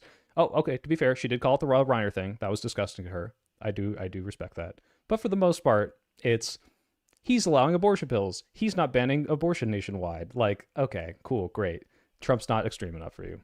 very lambasted for it. So It looks like I'm not getting kicked afraid off. of speaking against the president, and I will do so when I believe he's wrong. And I've done that for all presidents in the time that I've been politically active and had different administrations, and I'll continue to do that. So I think you might think you're talking to someone who I don't know is afraid or doesn't speak out against different parties, but I'll. So this is your chance at X clipping. I hate making shorts. If you guys, if even one person decides to make a channel or an account that just clips shit that I say and makes me look cool and edit it, so it's like, oh, look, soy flexing superimposed on him owning, and I don't want to make that shit. But if you make it, Keep all the money, man. That's all you. That's you leeching off of my dumbassness, and I appreciate you. Take it all. I think you should be louder, but no, I'm not You misinterpreting follow my anything. ex. I'm banned. I'm permanently Then banned. how do you know I should be louder if you don't even know what I say? Because if you were louder, it would be on other platforms too, like YouTube. Have you follow my YouTube channel? By the way, to be clear, I was worried they were going to edit this. I'm very glad this is just the full live stream. So you listen to my show. I do. Well, not very much. I Okay, find it well, super boring. before you say I should be louder, you should build a listen bridge. to what I say. I want to build a bridge. So I think a lot of the I things love you're bridges. advocating Tell me. for are really great. I like the idea that you're like trying to make the foster care system better. I like. Yeah. By the way, because you guys didn't see this, she had a whole spiel about like supporting mothers who don't get abortions, foster care systems, like post-birth, like sort of like meal plan sort of stuff. It seemed like the support structure that should exist for someone who doesn't want to get an abortion but can't support a baby. For all those people that get like elective abortions because they're like, I don't think I can bring a baby into this world. That's good, right? That's really good. And guess who's actually going to support that? It's the Democratic Party. So that's why I'm like, hey, maybe you should just switch to being Democrat and try to make a pro-life Democrat coalition, because I'm sure that it could happen, but it's not going to happen. You want more mothers to have more options. I'd love for you to help me. And I would say, like, I think you could be a very good pro-life voice in the Democratic Party, because these are the people that are actually advocating for the social programs and for the things that would prevent people from getting abortions or having the option to adopt, to have social care. I think you should be supporting Democrats and be. To be clear, I think abortions in general are going to go down when, you know, we have more birth control, we have more sex education. Republican Party doesn't support any of this, but also in her whole spiel, she's anti, you know, sex before marriage. She's anti, oh, you shouldn't be able to have just frivolous sex with anyone you want. And it's like, okay, loser. I think she was a virgin until she was 27. Guys, you shouldn't mock virgins. Like, you know, maybe they're saving it, but you shouldn't mock people who don't want to save it till they're 27. Lila. Thank you, Jay Summer Spear, for becoming a big bean. Can you Can you give me a pro-life national Democrat? You could be the first one. Would you vote for me? I think there actually are some pro-life Democrats somewhere, right? I don't know where, but they don't exactly, they don't do so hot unless it's like a super contested district. Let me look this up, though. I'm curious. Oh, where'd it go? Do we have pro-life Democrat Congress? Are there any? Democrats for Life in America. This is an organization, political action committee. Anti-abortion Democrats in recent elections. Teresa Bukovinak challenged Joe Biden in the 2024 primary. Great. Connecticut House of Representatives. To be clear, like, there's enough that there's like, you know, a very small list. Henry Kohler is the only anti-abortion Democrat in the House of Representatives. Okay, so there's like a couple sometimes. But yeah, it's not a big thing because pro-lifers suck and they don't have prescriptions to the Help Society. So. No. Well, then where am I going to go? How's that going to work? How is that going to work? I didn't say that you're the last person. I say you start the movement. I don't think it's going to work without people like you who seem passionately Democrat to actually care about lives that are smaller and more vulnerable than yours, like those in the womb. You have to care about them. Okay. Well, thank you for the conversation. And then maybe I'll run and you can It's pronounced Bukovinats or Bukovinach. Sorry. vote for me. Nice to meet you. Thank you. Great to meet you. All right. I don't know if there's anything else in this worth watching. I know there was like a DGGer who I met. He was kind of cool. This guy, but I don't know what he said. Oh, and this girl was like kind of advocating for stuff, but she didn't really push back. I was just on my phone the whole time. I was just texting Miguel and being like, "Fuck you." And this is John, by the way, guys. John, do you want to come on? Let's invite John on. Let's see what's going on. Oh, that's much too large. Much too large. But also not the right size. What are we doing here? Just cover this up. Fuck it. All right. I'm going to call John, guys. What does he want to talk about? Something about abortion. Oh, wait. Was there one more thing? There was not one more thing. Okay, let's call this. We're calling this guy.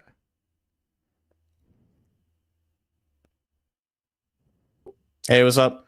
Hey, John. Saw you in chat. You wanted to talk about abortion or something? Yeah, that's right. Because I think that would be a good conversation to have. There's a lot of things about like the debate and also just in general that I think would be cool to discuss. Sure, let's go, guys. Just for the record, this is John. He is the head of UC Berkeley TPUSA. Real nice guy. Like whenever people say, "Guys, some Republicans are okay," he's one of the good ones. All right, I disagree with all his positions, but he's just not a terrible person. So that's something. He's got that going for him. I appreciate the compliment. I think I remember you told me that like during the Civil War you'll kill me last. So I Yeah. really appreciate it. It's the me crying when I have to shoot John in the the MAGA Civil War. So I take mostly like two accounts for like the impermissibility of abortion, and I think there's like something that like Lila Rose talks about like the fact that the fetus is a human life a lot, and I talk about that as well. But I think it's more important, so to speak, what the actual properties of the fetus like would entail, so then we can actually make like moral claims about it. And so my first thing, and I think Lila also uses this to a certain degree, although I kind of have like a different version of her, is that from conception the fetus is a member of a rational kind. So essentially, like we have to just like determine the thing that gives us like equal human like dignity, and there's certain like abilities that we can acquire and lose throughout life, and like consciousness is one of these things, and we need to be able to like have something to set to say that this is like a category of people that has equal dignity that we cannot just kill. And that's one of the way that I do it. And I say that there's not really a good line to draw other than this sort of kind membership, which, by the way, we know that the fetus is a member of a rational kind because its teleology is ordered towards rational agency. And I kind of just say, like, what is the function of the human existence or system as a whole?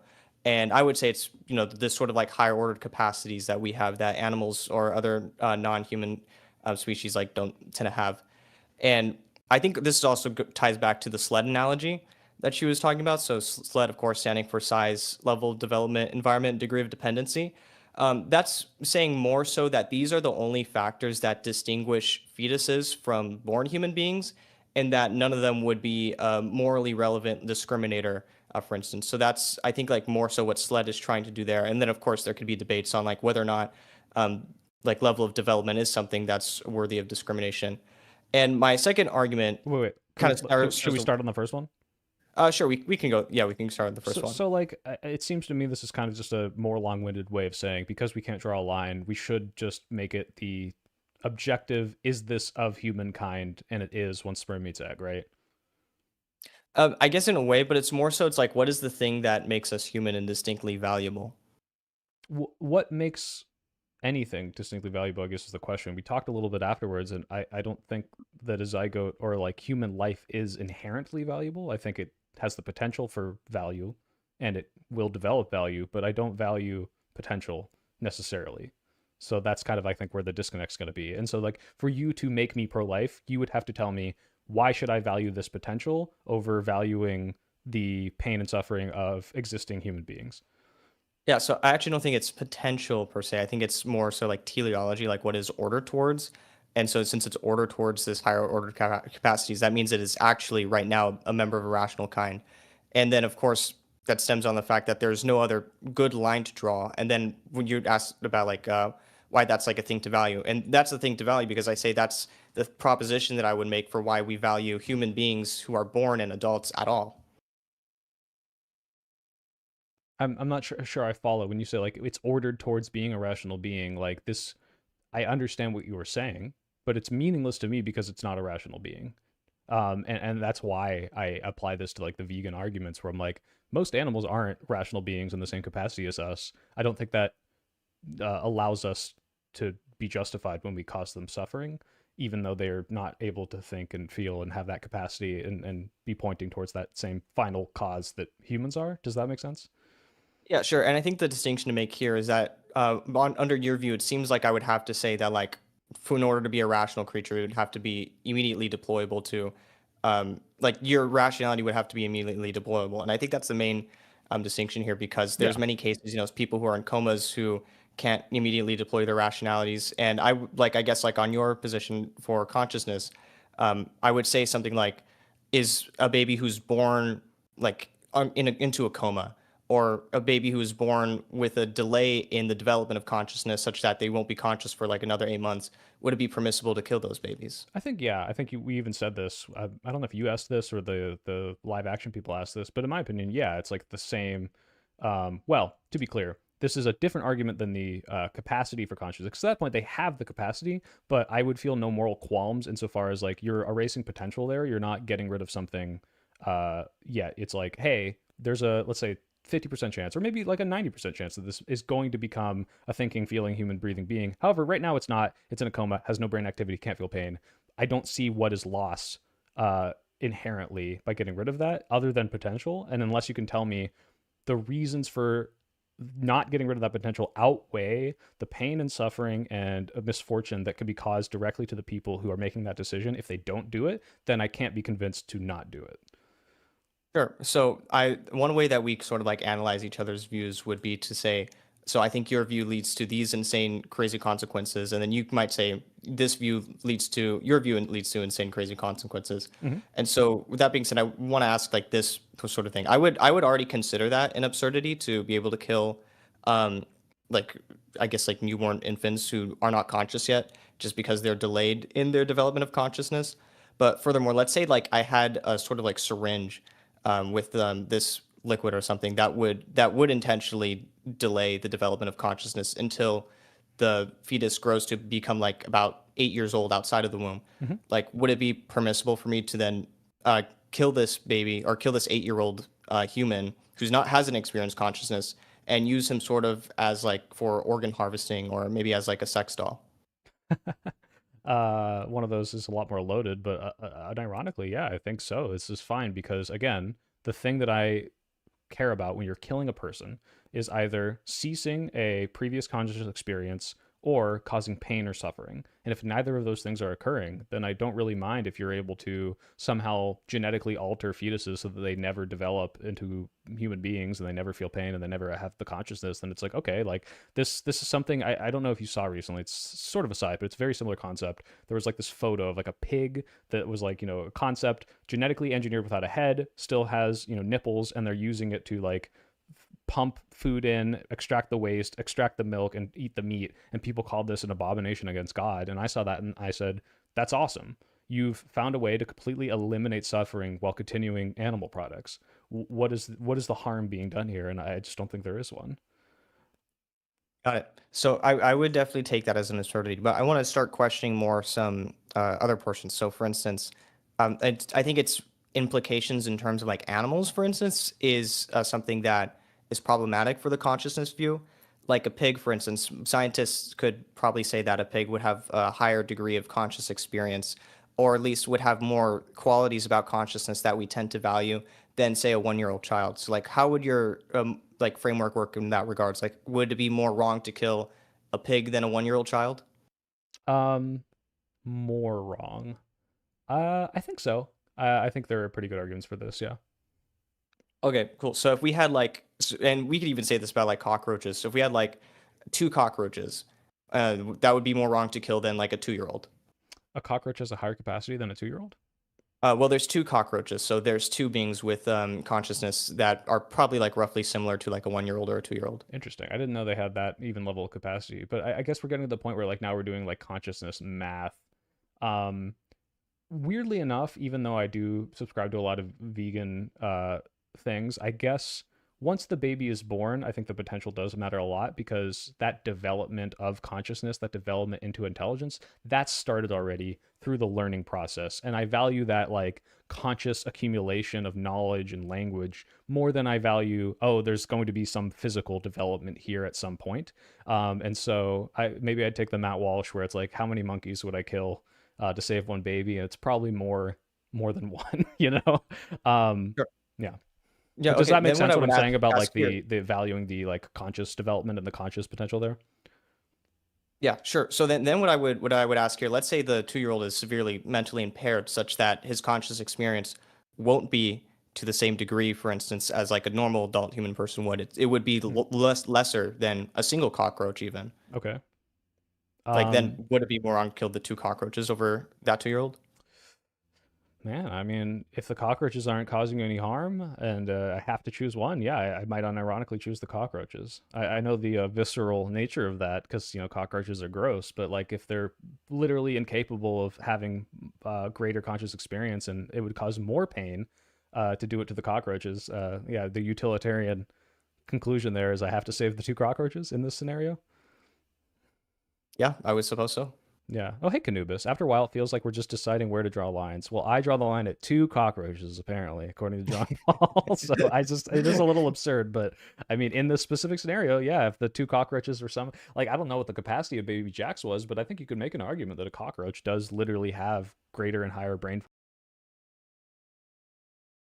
Fairly convinced after having watched the video now, but let's just say that was true. If it was like kind of like a vegetable person who like barely can react to stimuli versus a cockroach who can like feel actual pain and all that, like maybe I might value the cockroach more there. Then it's logically consistent. It feels gross because you're like, wow, you let a bug live over a person. It's like, well, we're weighing how much harm is being caused here. Yeah. Yeah. So, and I think you had a discussion with Franco after the event. I don't think I talked to you about abortion afterwards, but Is Franco the guy from live I may action be with running over the some. camera and the mic? I'm sorry. Was Franco the one with the mic and the camera? Yes. Then yes, I did. Okay. So I think I heard that this was asked you, but I'm going to ask anyways. Like, what about like an amnesia patient that goes into a coma, for instance?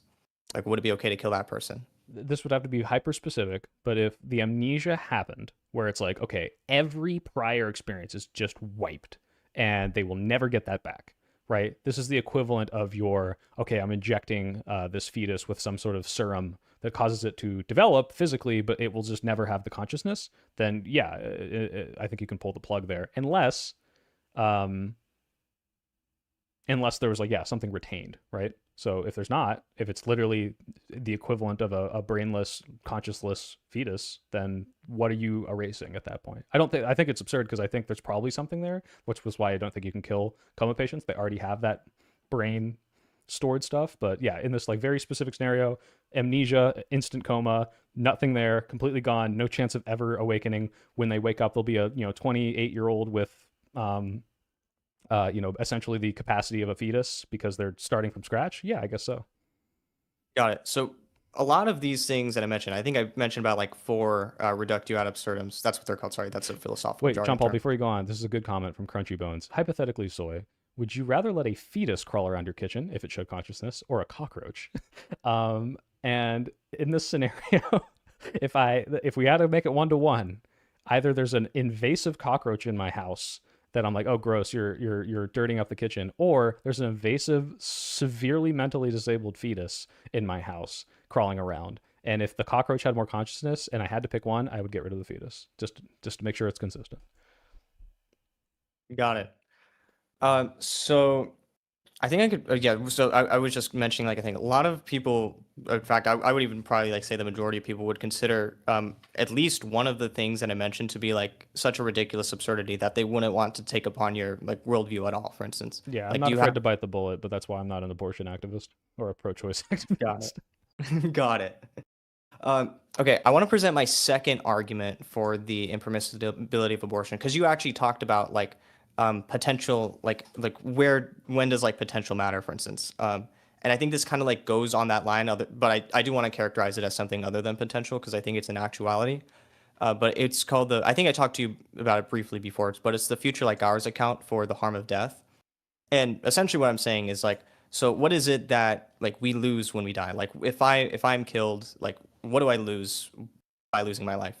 And the answer that I think sounds more intuitive and most connected to the vast majority of the cases would be that we lose the valuable future that we had ahead of us. So all the goods of life that we would have experienced, we are now deprived of, and that this is the harm of death. And now if we take on this view of the harm of death, then a fetus who has the property of self-directed growth ordered towards this valuable future is losing all of the goods in his valuable future in the same way that, you and I would when we die, or if a coma patient were to die. Oh, sure. So let me address this because I know this argument, and the reason I don't agree with it is because if you or I can consciously look at and understand what is being taken from us when we die, or even if we don't even have to do death, right? We can just say, you took $100 from me that I didn't know I was going to get. That is something that can materially affect me right now, and that I could care about were I made privy to this knowledge. But if a fetus can't, because it is pre-20 weeks and can't even conceptualize, you're erasing its potential And that's true. Theoretically, you could call this the erasing of 70 years worth of life if I get rid of this. But I just don't think this is strong enough if that thing can't value and appreciate what is going missing because it never happened.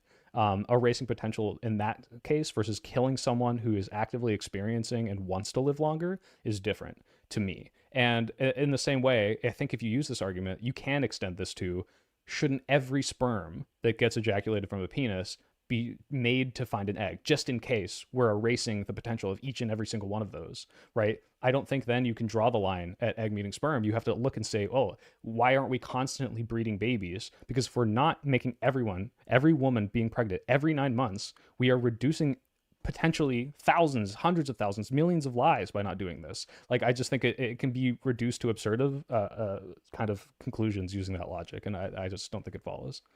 Yeah, so I don't think that those absurdities are that the view would entail those absurdities, and there's a few different reasons for that. Now, I can make like a lot of distinctions between sperm and egg cells and like an actual fetus, but the important part is that I index this future like ours property onto you once you already have the property of self-directed growth, because that means that like all else sort of equal, you will be on that trajectory to do that just as part of the nature of your own being. All else equal? Like, if nothing Like you changed, won't right? be Like, yeah, killed like, or well, right, like but there's like, not going to be a miscarriage or sure, something. like, yeah, a fetus will develop in the womb if all else equal. What is all else equal? Like, a lot of things just need to happen that aren't just, well, they'll just happen. A mother needs to continue to eat. She needs to behave certain ways that make sure she doesn't like put the fetus at risk. Like, there's all sorts of things that are going to be happening that need this to happen. And I think you can't just apply that to, oh, well, now that the sperm has met the egg, like, it will develop into a person. Like, well, no, not really. It's not going to do it on its own. It requires nourishment. It requires like an environment that's not going to cause it to shift around and be damaged. Like, there are so many things that need to happen, and I think there's no reason you couldn't apply this to single-celled sperm. Like, there's just I don't think you can distinguish these things. There's and this will actually, when I discuss the violinist argument with you, this actually applies in terms of like how we define ordinary means of care versus like supererogatory means of care. So that's something that's part of like another discussion. But in this case, I don't actually like care about the fact that you need to take like positive actions in order to like have this fetus become like into like an adult person. I just care more about the fact of the property within itself. And I use the all else equal, like it will become this, because we know that that's just how we identify the property. For instance, we just know that the fetus has this self-directed property, self-directed growth property, I mean.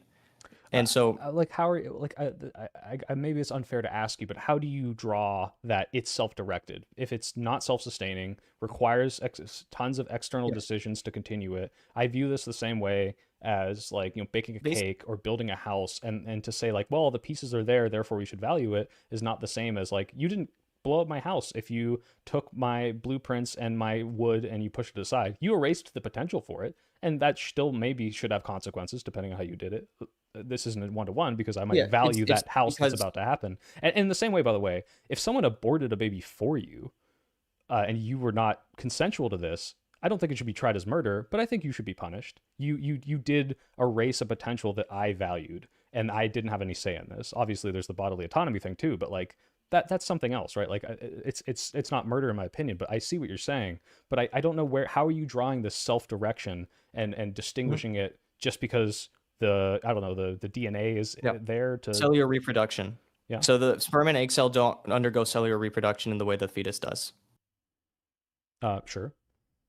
Yeah, so that's basically it. Is that it is part of the nature of its being that it will go on to be this thing if it has all those things that are sufficient for it to lead to that. So that's really all I care about. The sperm and the egg cell, for instance, and this comes back to like the absurdity that I was going to mention. So I'll trace back to that on like, for instance, like, is contraception akin to murder?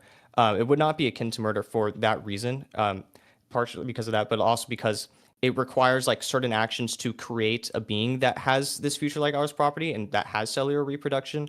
Whereas like in the case of the like aborting the fetus, like that's you taking an action that takes away the future like ours from the fetus.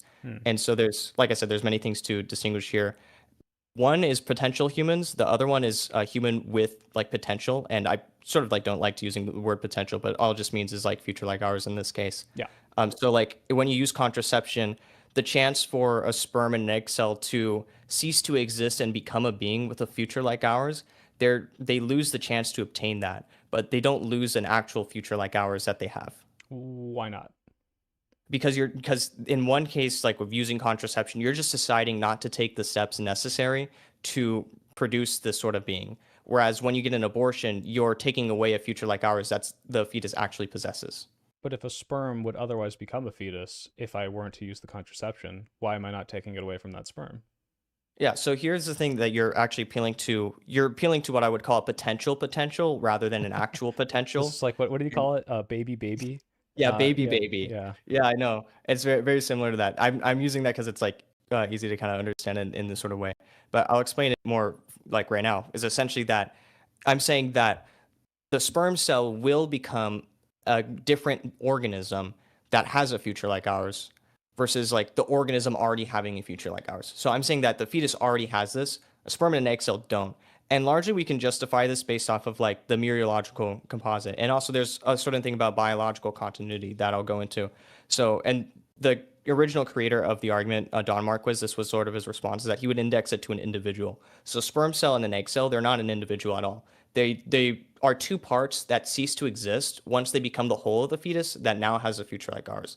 Whereas we can then index the fetus undergoing cellular reproduction onto the trajectory of adult personhood, that then we would then say like, yeah, this fetus has. Why do you say the egg and the then is an sperm cease to individual. exist? I'm not sure I follow. Oh yeah, Like just the they cease to categories exist of when egg you and become a sperm cease to zygote. exist, but like the material that was individually in each of those things is still present in the union. Yeah, sure, but the essential properties of them are fundamentally changed. So essentially, like what I would say is that what determines like one mereological unit. I'm sorry if you don't understand the word mereological. Yeah, just, I don't, but I'm okay. just using it in context to follow along. But you can explain it if you want. I don't think it needs too much explanation. I'll just stick to words like unit or individual. Basically, mereology is just like the study of parts and wholes, and like when we can identify things as certain things. So what I'm saying is that there's only one point in which there is an individual that exists that has that undergoes cellular reproduction and is ordered towards the future. That like it has the property of self-directed growth. There's the individual sperm cell nor the individual egg cell have this property, and it's only like you saying that the two like put together and becoming a zygote, which is a different entity, still has some same material like components, but is a different entity. Now possesses cellular reproduction. Now possesses these certain properties that change its trajectory. That's where we can make the distinction. No, I understand. I guess to me this just seems arbitrary. I understand you don't think it is, but like it matters not at all to me that like you are. I don't know if this is tautological, but saying it's different now because I decided that this is the point where it's allowed to be called different, and it's like okay, but I don't see it that way, and the arguments as to whether or not you're preventing a potential is still apply. Yes, it will develop, all things considered, normal. But if a woman just doesn't have to abort it, she could just eat differently, and suddenly this wouldn't happen. If a woman didn't use contraception, the sperm doesn't meet the egg. Like all of these arguments against the erasing of potential don't matter to me if the person's potential being erased either one can't value that potential or two like is not being harmed directly. And so regardless of whether or not it can self-sustain is irrelevant to me because it doesn't, there's nothing of there to be valued yet. So I get what you're saying, but like it's not sufficient enough to me to say, and therefore I can't do it. Got it. Yeah. So I want to touch on the desire to value the potential point, but this might be like another way to characterize, and this sort of gets into a little bit of what's called gradualism. But I digress. Just don't want to use jargon. But it matters insofar as the individual composite object is biologically connected to the future. So the sperm and the egg cell themselves, individually, neither of them are very biologically connected to the future, but the fetus, once it undergoes conception and continues to grow and also obtains more psychologically robust traits, tends to actually be more in alignment with this future and connected with it. So it's like you would say like that it leads to the conclusion of sperm and egg cells having to like always having this potential and like there being a necessity for instance for women to get pregnant at every turn possible. The view doesn't necessitate that because sperm and egg cells on their own are not very connected to any future, at least like right now. And essentially like what I'm saying in a contraception objection, like to respond to a contraception objection is that it's like very similar to like a sperm and an egg cell just existing, for instance, and not like an actual future like ours being there to manifest. Oh, just a quick distinction though. You also would support, or condemn any contraception that was like post sperm and egg meeting contraception, right? You would consider this an abortion? Like a plan B that has like an abortive effect. Sure, it's like, oh, like the egg never is able to attach to the wall, or like the hormones that would otherwise induce the growth don't actually get released. I forgot exactly how all of them work, but there are some where Yeah, it's sure. like So post if sperm meets like egg. yeah, so once there's like a fertilized egg, then I think like yeah, at that point you have a future like ours, unless you're like frozen or something. And so yeah, so if you like take something, knowing that it's going to like yeah like make it such that the fertilized egg can't attach to it, and then you have um, you have sex, and then the egg gets fertilized but doesn't attach, and I think you're being negligent. Do you think it's murder? It would probably be negligent manslaughter. Interesting. Okay. Yeah. Well, I think it would be So murder, right? You know it's going to happen. not It's like necessarily. this is Like almost for instance, like like I actually don't know how booby traps work, but I'm pretty sure a lot of booby trap cases do result in not negligent manslaughter, but like homicide, depending on how you set it up, knowing that the intention was to kill someone once they encountered it, right? yeah, sure. I think there could be like an interesting way to distinguish it. I think this, I'm saying this more on like behalf of like IUDs, for instance. That like if you know that there's like, for instance, because the idea is to not get pregnant at all, actually. And for like if the egg is fertilized, then like there's a sort of like second means of action that's taken to prevent that from the coming to term and becoming a baby. Yeah. So that makes like a sort of like difference there when it's like in most cases of like IUDs, for instance, like I think copper IUDs, not like chemical IUDs, but like copper IUDs would prevent pregnancy most of the time, but they could potentially like 1% chance, for instance, result in a fertilized egg. Like because of that, if you are like if you do get like an IUD, for instance, and it would probably be closer to negligent like manslaughter than an actual case of murder, because the intent there isn't to murder, but you are taking actions that are like predictably will lead to that in a negligent way. Okay. I just wanted to see what your position on that was. That does really make me curious. Someone in chat just said Trump died, and they better be trolling me because I cannot have this abortion debate turn into the president is dead debate. I know. Fuck you, it's not there. They lied to me. All right.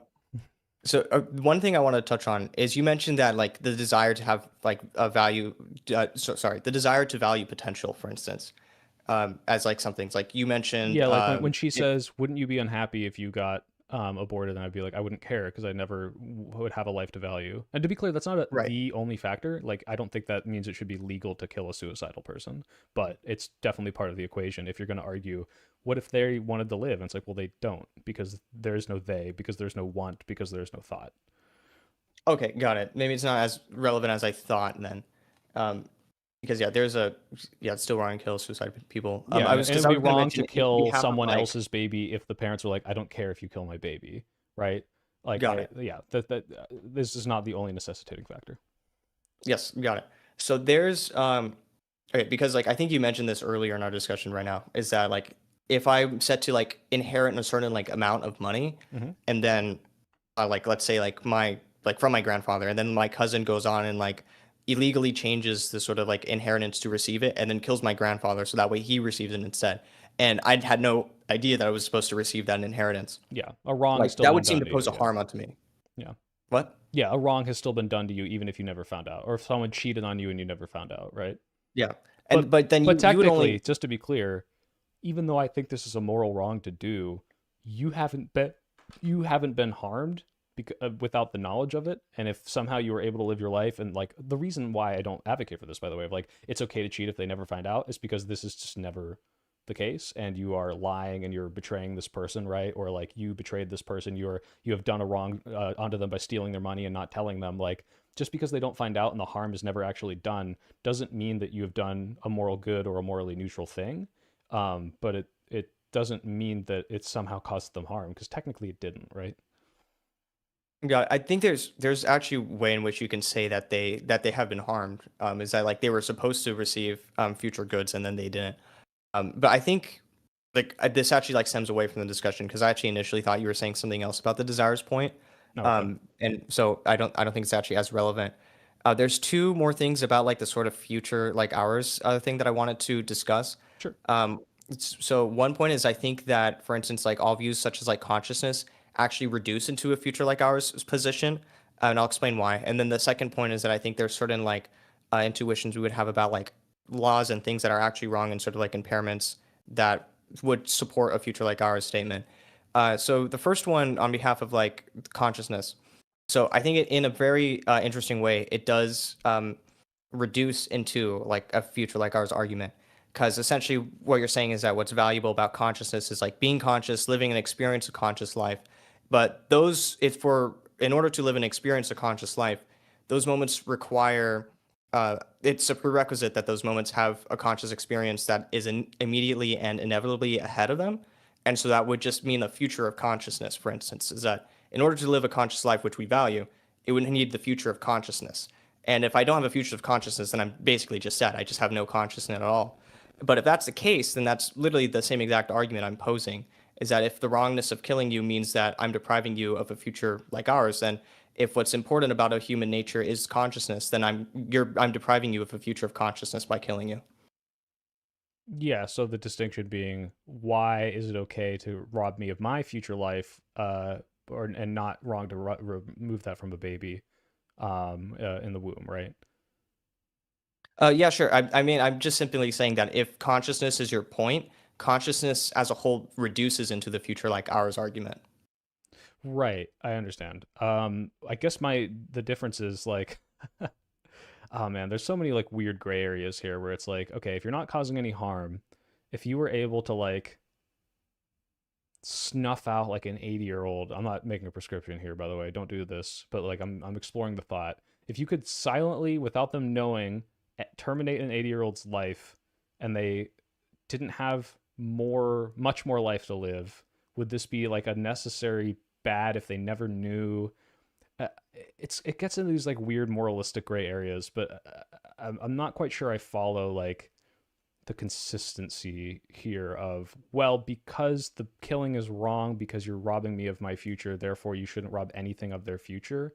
I don't know if that necessarily follows for something that hasn't come into existence yet, or like, I guess, what is materially being lost when this happens, and how should it be punished? You can, like, if you were to come to me as a pro-life person and say, I mourn the loss of every abortion because that could have been a baby, that could have been a person, that could have been 70 years of life. I don't think you're wrong to say this, even if I don't think it's murder. You can value that potential, but whether or not that potential is the same as the potential of someone who's already alive, I think is the distinction, right? Sure. So there's actually, and this kind of follows into like my account of like personal identity and so forth, is that I take a gradualistic sort of approach to the future like ours account. And I think as you start becoming more biologically connected to the future and develop more psychological traits and have like psychological connectedness, I think that actually adds to the amount of harm that is being induced onto you. Now, but I Yeah. still know that the theory of future like ours would still apply to someone who is like less psychologically, like who does not have psychological traits. And we can like sort of examine this through like a thought experiment. So like if I were to say like, would you rather live like 5 years of your life right now, or would you rather live like 6 years but you forget everything in your past? And Yeah, it's like, obviously well, the five, right? yeah. So I would say the five as well, because like living the 6 years feels like restarting my life, and it's like, yeah, I would choose the 5 years. But Right, then I could but wait, hold also on. We can say, weigh these things differently, right? And this is, I guess, my question to you. Would you rather a person, a 20-year-old, get shot, or a zygote be smushed? One is Zygo be smushed. 80 years and 9 months of potential. The other is 60 years potential. Why is the 60 years less bad, or why is the 60 years more bad if it's less time? Yeah, so because like I'm saying actually is that, and this is where the whole discussion is a part of, is that there are certain attributes of like a person who's already born, like they already possess psychologically robust traits. They are more connected to their future, that they could be like harmed by death more. They have certain like things that they are desiring. They are engaged in certain projects. They have certain relationships, and these sort of like properties of themselves as a personal agent, being more connected to their future, like means that they're harmed more by losing it. Okay, wait. And What it's about a also like suicidal there's person? essentially What about a suicidal person with no friends or family, doesn't want to live, and you're going to do it instantly and they won't feel any pain, versus a zygote? suicidal person versus a zygote.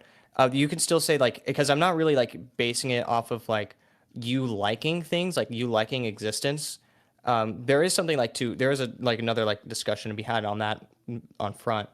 But like it's based off of the fact that things that are attributable to your identity exist such that you are harmed more when you die. So Right, like right. But in what your if I'm case, you saying would like say, this identity person, like they have no attachments, they have no projects, they have nothing going for them, they just wish to cease, right? And like no one will miss them. There's like literally no harm done. Technically, I'm not saying that this is justified in suicide for people to end themselves, but like, why should I value that person and their potential? Because don't get me wrong, the reason I don't think people should kill themselves is because they have potential to change, that they can involve themselves in projects, that they can change those desires. Why should I value that though if that person doesn't have those things yet over the baby who could potentially have far more desire, projects, connections? yeah, there's a number of things to be said here. I'm trying to just like make sure I weigh this correctly. Mhm. So the suicidal person, I already mentioned like the things about having, like for instance, like you would probably say that the suicidal person is currently conscious, and I would like weigh that in actually as one of my factors. Is like there are certain there are certain psychological traits that the suicidal person has, that would make it such that he's still harmed more, even if he's like, I just wish to cease to exist. Right. But there is like something like interesting to be said here. I also think that just like living the human experience itself is a good, because, and this is where I start getting into my neo-Aristotelian philosophy. Okay. Is I essentially think that like, yeah, there's like still a greater pursuit of like virtue that the suicidal person has obtainable at the immediate moment than like the fetus would have. And then that would also like introduce, because that means like the overall human flourishing of society towards eudaimonia is like reduced probably more probabilistically, or like at least immediately, in the case of like where you're killing the suicidal person Mm-hmm. over the fetus. Insofar that I just think that like the thing that, I mean, not insofar as that, but like, in I addition see to what the you're fact, saying. yeah, in addition to the fact that like I just think that living as a human existence, like at all, is Has like a a good lot thing. of inherent I value will compared to also, potential. yeah, I will also That's I note, mean, then you kind of agree with me, not on the prescriptions, but like on the like why one of these is much more important to me. And I like this. Sorry, final question on this point before you do the second one, because it's like this to me is like such an easy question.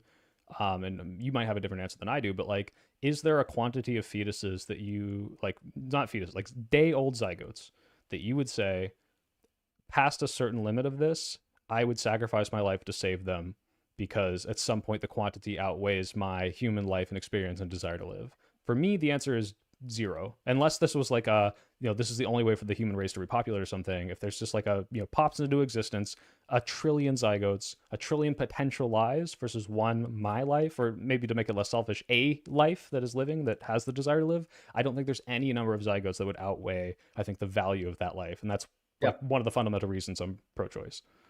sure, yeah, I think that there would be actually like a number. It's probably like a relatively high number, because of just how my sort of like philosophy and everything works.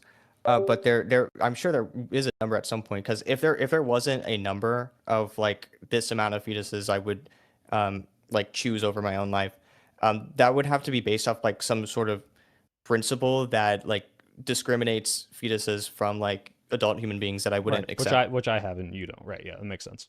Yes, but then I've been like I've been posing like some absurdities at you, and it's like, for instance, like why would you think that like the suicidal person, like it would be wrong to kill that person? Because I agree that their potential to change and experience that life is still there. And if we lived in a society where we just granted every suicidal person the cessation immediately, then we would probably be snuffing out lots of people who are able to overcome their hardships. And I don't think that should be like the end all be all of, oh, you felt it that one time? Cool, gone, right? That's my issue with it. Sure. So if the suicidal person dies, or just like any person for that matter, what is like the harm of death? Um, that they're it depends on if their death is painless. You mean like what are we missing? It's like what you were Sure. talking Yeah. Like about. what It's do they like lose when they die? well, really, for them the harm ends there. It's the harm done to everyone else if you've now lost a person, whatever they were involved in, those connections, those projects, like you said, that's ceasing. But the harm to the person stops there, and that becomes more of the like you've robbed them of their future, right? Yes.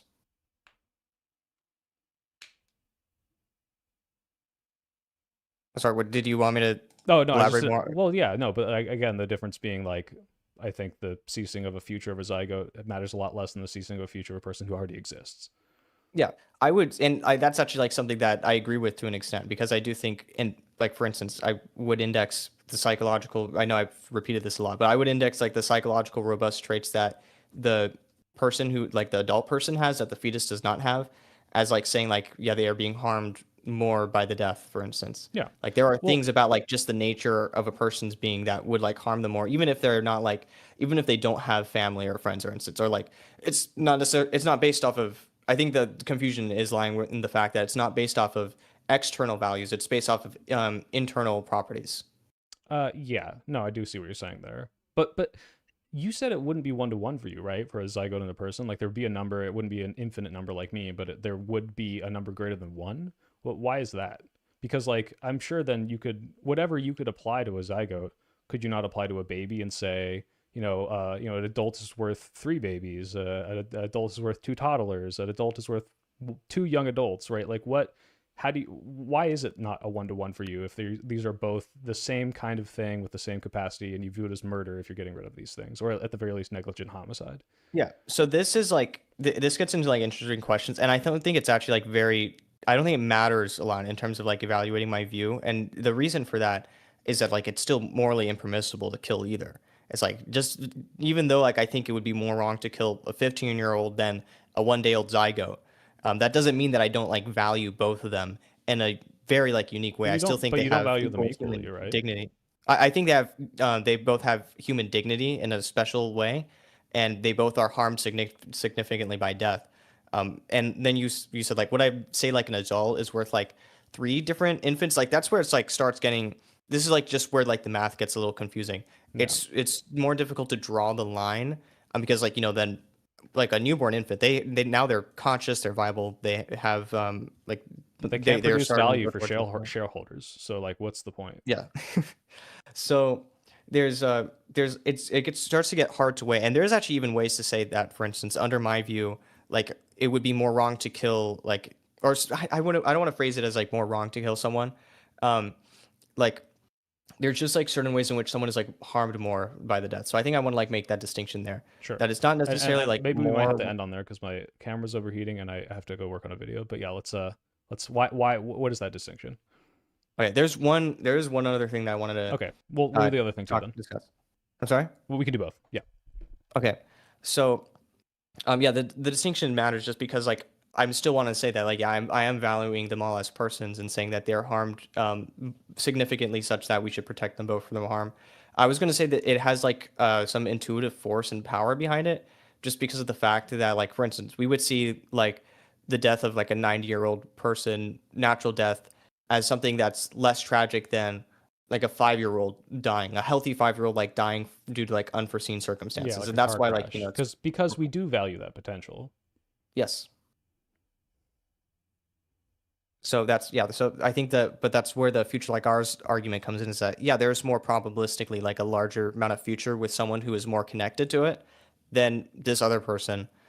So we can say that like realistically based off of those probabilities, they are being harmed by death slightly like more. Yeah, I agree. Now, It's just I draw the distinction of if they don't have that experience yet, it matters much less to me. And although I don't think you should say that has no value, that the value is so insignificant compared to the value of like a person that it's not worth considering seriously punishing people for extinguishing it. But yeah. Got it. So there's the last thing that I think we'll go over is just like it's kind of known as an impairment argument. Okay. And actually, I think remind me after. I have one last thing after this for you. But Got go it. ahead. So the impairment argument, I think it strengthens the future like ours account for the harm of death, and it doesn't necessarily require the same like assumptions that it makes. But for instance, are you familiar with the drug known as thalidomide? Yes. Okay. Yeah. So of course Forgot what it this does. just for... I'm sorry. Actually, I might as well not, because now I'm trying to remember what it does and I don't remember. Okay, so basically what it was like a drug discovered, I think it was in the 50s or 60s, and it was used to treat like pregnant women. Pregnant women Yes. could be used on pregnant women to treat nausea and morning sickness, but And it caused then it birth would defects. cause, yeah, deformations, and babies would be born without like limbs or deformed limbs and whatnot. Yeah. So now it's very legal for a doctor to administer or prescribe a pregnant woman thalidomide because of those reasons. Right. But then it's like, well, what are the reasons for that per se? You know, it's like we could take Because you're causing thalidomide harm to before a future conscious. person, right? Yeah, of course. There's that, and there's like a few other things like to mention that like Well, strengthen it. Tell me if this makes sense, because in my opinion, the development matters there, because I think someone, like, let's say a pregnant woman wanted to drink and do meth, but there was 100% chance she was going to do have an abortion. I think this would be fine, because you're not causing harm to a person with conscious thought. You're extinguishing a potential by having the abortion, but therefore all of the things that could cause the birth defects won't matter because you're not going to have that baby. Versus if you're going to cause birth defects in a baby, what you're doing is acknowledging that I'm going to cause future harm to a thinking, feeling thing, just like setting up a booby trap, just like saying, like, yeah, I'm going to stab this guy 2 weeks in the future. Like, this is just saying I'm going to cause material harm, but I'm planning on it. And that's why I think that's wrong. I don't think it's wrong because you're, Sure. you know, the potential of harm. It's wrong because you're directly intending to cause harm in the future. Yes, I just think that, like, for instance, I think that every explanation that you have to offer, including that one for, like, it tries to use clever framing to, like, go around it, but I don't think it actually succeeds in doing so, because it has to evaluate the harm on the basis that there's, like, some sort of, like, future that the fetus will have that it is being sort of, like, harmed from. And, like, for instance, and it's harm in the same type, it just to a greater degree. So, for instance, when you get an abortion, like if you take thalidomide and get an abortion, the effects that the impairment that thalidomide would have on the fetus is sort of overridden by the fact that you're causing a larger degree of harm. And I identify them as similar types of harm because, like, we see, like, what is the harm that the thalidomide commits onto the fetus, and it would be like the harm of, like, eliminating abilities or destroying future goods. You know, like I won't be able to have a right hand that I could, like, reach to the top to, like, grab cookies with or something. I don't know, something like that. And then, of course, like, just killing the fetus, well, that just, like, eliminates it of all its future abilities and destroys all future goods that are there. And so that's, like, the thing that I would distinguish there. The second point is that, you know, there's a, I think you have to smuggle it sort of, you have to say something about how the fetus is connected on a personal identity level to, like, the adult person. And I don't think there's a way to do that if you establish consciousness as the point for, like, personal identity. Oh, are you mic reset?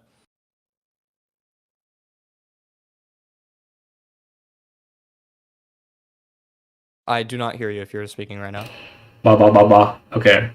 I'm gonna switch to my... Okay, well, this is an indication we should go soon. I'm switching to my shitty mic. Crap. How about now? How about now? I can hear you. Okay, it's my shitty mic. I don't know why my mic is just not working. I probably sound terrible. I'm gonna try to speak quietly. Oh, it's wholly horrible now. Oh, Jesus. Hold on 1 second.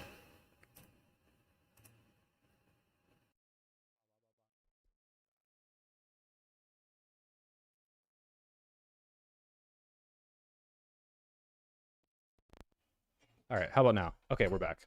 Cool. Hold on, and I'm going to switch this one back. All right, sorry, I interrupted you. Could you start from the beginning of this last one? Can you hear me now, guys? Okay. Okay, we're good. Okay. I can hear. What was the last thing you heard? I don't know. I got so distracted by everything breaking. Got it. Okay. I could just, like, restart essentially what I'm saying. Yes, please. So the thalidomide. The last thing I remember was thalidomide gets overruled by the abortion, etc. Yes. So yeah, the harms that are committed to, like, onto the fetus due to the use of thalidomide is overridden by just, like, the greater harm that depriving him of his entire future, like, innates onto a person. Right. Like, and if you're going to pinch someone, but you kill them before you pinch them, the pinch is irrelevant. Yes, and it could, like, for instance, I could say, like, a comatose patient, if I chop off their arm, and then kill them afterwards, it's like they don't experience the harm that chopping off their arm, like, would have done onto them, because they're just, like, losing something like that's even, like, that just overrides that entirely. And I'd say that the thalidomide in particular, we can use this as evidence to imply that killing is also wrong, because it's harm committed onto the fetus for the same reasons, for, like, the same in the same type, is that, like, it eliminates certain abilities that for the fetus, and also destroys their future goods. And, like, there's not really, like, a way to, like, so there's ways people try to use language to circulate around that, but it's not really effective because I think every time you have to say something like, "Oh well, there's actually going to be a future that's like impaired, so to speak," and then it's like, okay, well, the ultimate impairment for a future is just losing it all entirely, and so that kind of like entails Well, I the don't the consider that view. the same though. I mean, right? Like think about these two situations. One is I'm going to abort this fetus before it gets born, has consciousness, can feel pain, and the other is I'm going to kill it when it's 2. And when it's 2, you're materially depriving it of the conscious experience it already has, of all of like the, mid projects, like you said, of desires, of the wants and feels. But if you do this before, when it's a zygote and there's nothing to perceive and feel that, then I don't think these are the same things. And in the same way, like I still don't understand, like you have to acquire, this goes back to your other argument, you have to attach this idea of it will self-develop now. Otherwise, you can just make these arguments about sperm and egg that are like, yeah, I'm technically I am reducing the potential of that sperm to meet the egg to become a zygote by blocking it. But who cares, right? Like this doesn't matter nearly so much to me if this like in all other cases it would, but it's like in all other cases this sperm would meet the egg if I didn't put a barrier in front of it. Like this just isn't entirely convincing to me as to why then I should value it. Yeah, well, I mean, it's actually like the point that I was making on in terms of contraception is that no, that it wouldn't have met the egg if all other cases, essentially because like using contraception is the same as just like basically deciding to stay abstinent from sex in a way, in such a No, way like that it with a relates to the condom, like creation. a physical barrier is like literally Yes, preventing yes, the sperm from being the egg, right? Like this, yes. if I Because weren't to I mean, have this like, physical that's like a barrier, barrier, but it's a barrier in the same way that like just choosing to not have sex is a barrier. Is that you're taking precautions to ensure that's a thing that's not going to happen, or at least is not probable to happen. but it could, right? Actually, this is this is my question for you. You don't have to answer. Do you have sex? Like I know you're not married. I have before, but I'm not planning on doing it again until I get married. Oh, okay. Okay, but when you do before, do you hold yourself to the standard like there's going to be a potential for me to kill something or like I might, cause the death of a baby with my partner because my partner may I'm assuming we're straight. My partner like didn't realize they were pregnant and accidentally killed their baby by miscarrying on like not eating the right things or exercising too much. Like are these things you take into account when you have sex? Because I don't, because I don't value these zygotes the same way that you do. But to me, like with these prescriptions, it seems like the world we should live in is every single time anyone has sex, it should be like constant protections. Like the mother should be put under all these machines and monitoring to make sure the baby doesn't die. Like because otherwise, like people are going to perish. It seems absurd to me. And Well, I'm I asking this not don't. as a gotcha, but just as like a, how do you square the circle? Yeah, I don't think it implicates that, like at all, actually. There's like people like very much underestimate the amount of like deaths that won't be investigated as homicides just because there's like loose ends. You definitely don't have to do pregnancy monitoring. Like you don't have to do everything in your power to keep someone alive. You just cannot also like make it like a service to go and like kill people. So like that would be like the distinction I would make there. And yeah, and Should we I punish would people if still. they can kind of like knowing they're pregnant, knowing they can't get abortion, force themselves to miscarry, but with plausible deniability? If there's plausible deniability, like that's probably just like an unfortunate case where there's not much that can be done policy wise. And I would like for instance, like in Texas where there's an abortion ban, like miscarriages are like basically never investigated. Right. Like there could be like certain circumstances, but like it would have to be like huge amounts of like evidence and circumstances that would show that like there's foul play at hand. For instance, in order for it to be like, okay, now we should like investigate it. Because like normally if like an elderly person dies alone in their home, or even if like an infant has like sudden infant death syndrome, we wouldn't like just investigate it as a homicide, and we wouldn't be like constantly monitoring We people's wouldn't, but homes. shouldn't we? Shouldn't we now start doing Should, this to every miscarriage? If it's no, potentially a murder, like if every single one of no, these is potentially no. someone murdering someone, right? No, no, we shouldn't. I mean, like potentially, the answer is like potentially, like yes, like maybe, but it's like there's too many loose ends, and so I wouldn't really say at all that there's like it's a logical consequence to do that. It's like, and by the way, I do also want to mention like just if we're like wrong on policy or we have like certain like weird policy consequences, that wouldn't at all like That wouldn't change the moral refer to like prescription, no. Yeah, it's just like a weird policy By the way, prescription. So chat's there's calling you definitely out that you got to experience premarital sex, but now you're waiting. Seems like cheating to me. Oh, now I'm pure it and has holy. it has a lot of no, it has a lot to do with my personal growth. I wasn't like as religious when I had sex, but now I'm like very Catholic. So I've changed. I've gone from my I used to be a sexual cool. He fiend. used to be cool and get laid, and now he's a nerd that we should bully and shove in a locker. He's ran through. He had sex once, guys. He's fucking used up. Yeah. So yeah, that's basically like the personal reason on I Tuesday. So I understand. would Yeah, definitely, yeah. It's like if you yeah. disagree with the like prescriptions of a society that would follow the logical conclusions necessary to keep all these zygotes alive, that doesn't mean that you still don't think they should be kept alive to Yeah, the best extent exactly. of society. I understand. Exactly. Yeah, I'm not. And I do think like I would think that people ought to for instance, I think you ought to wait until marriage to have sex. I think you ought to not use contraception during marital sex actually, but that goes on another point. Nerd. There's like a certain like Sorry, amount of things that you ought to do, but I also like wouldn't make it illegal. Like I wouldn't make it illegal at all to like choose to have premarital sex. But I do have objections to people who are like very entranced with hookup culture, who just go out and they just like sleep with as many people as they want, and they want to have all the sex and all the fun, and then they just want to be able to kill their baby. That's just how I see it. Yeah, I think most of those people don't view it as killing babies, which is why it's okay and why I don't condemn people. But I understand, like, if you truly do think getting rid of zygotes killing a baby, yeah, it's pretty abhorrent watching all the floozies out there having fun. I get it, but yeah, Yeah. I guess. So Yeah, fundamentally, I think- don't think we're ever going to come together on this. It's just one of those like you and I just have different prescriptions on what should be valued, and I view the harm being done to protect unborn zygotes from 0 to 20 weeks as worse than protecting the zygotes to harm the people. It's just not worth it to me. So Yeah, we got slightly sidetracked from the thalidomide point. There's another yeah. point about that I wanted to make actually. Okay, go So, ahead. and it has to do with like personal identity in relation to like us in relation to the fetus, for instance, Mhm. which is like, if consciousness is your marker for a personhood and not conception, then there's like certain like problems that introduces. So let me just like give like a case, for instance, like this is the case of Mary, Bob, and Bill. So Mary, of course, she's a mother. She can Marry Bob well, not a and Bill. mother That yet. sounds polygamy. I don't know if I'm gonna marry Bob and Bill and gay. I know that is, yeah.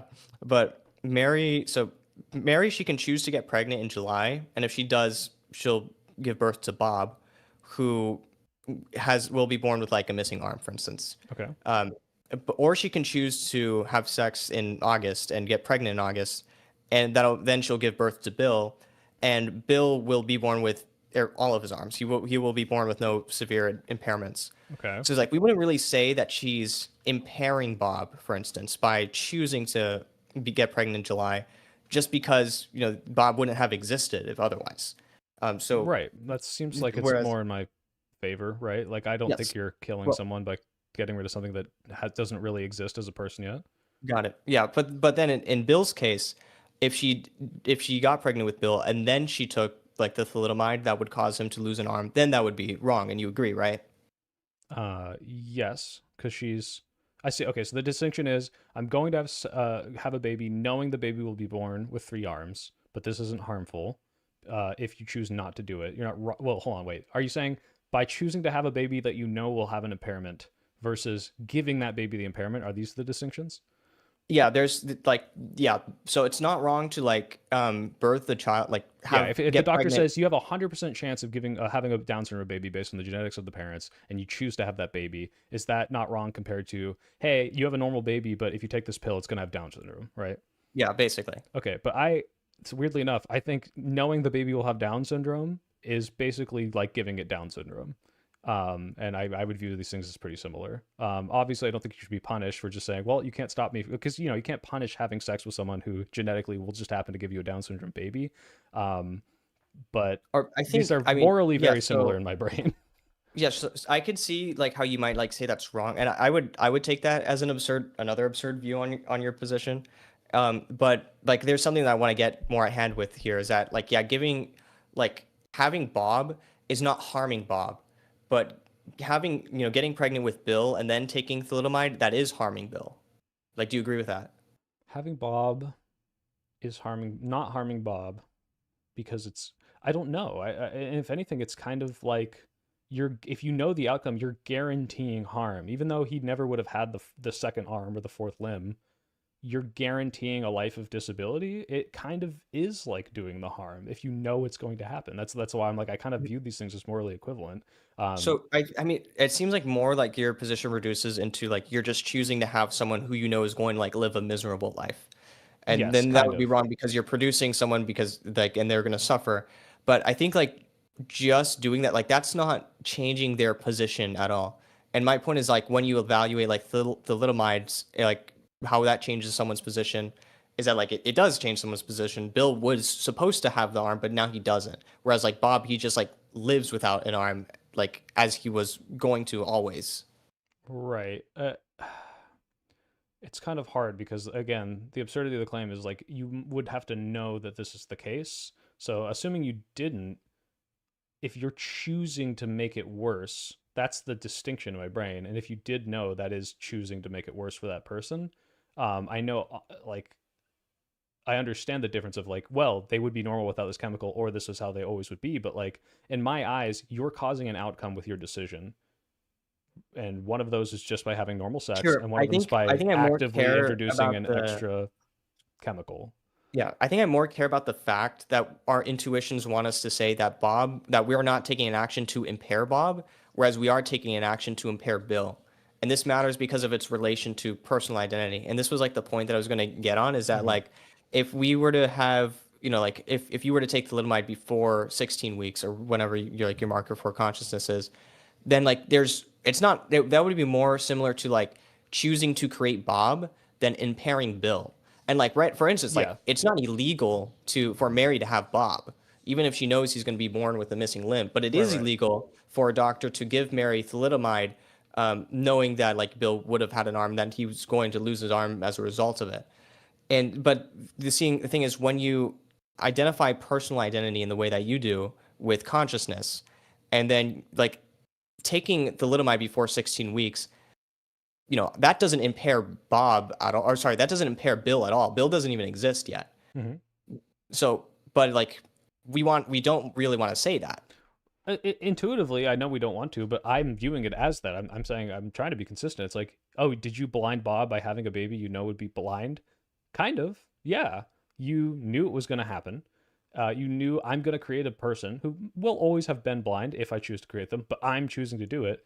Then you're kind of blinding Bob. It might as well be I'm going to have a baby and then I'm going to introduce a chemical halfway through the birth that will blind it. I view these the same. I don't know if you can punish them the same, but like I view it as morally the same. So I don't know how this changes the equation. Got it. Well, Iceland, I'm pretty sure it's Iceland. They actually like abort the Down syndrome babies. Yeah. Yeah.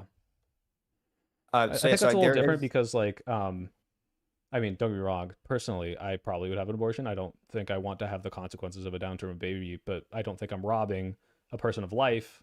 There, you would say that I am, but it's one of those things where it's like I think Down syndrome is, yeah, to an extent you could view this as I'm choosing to have a disabled baby, but that was if you did it if you knew before you had sex, not while it's in the womb. At that point, it's like if you view it as killing, there's like kill a disabled person. There's a different thing going on there.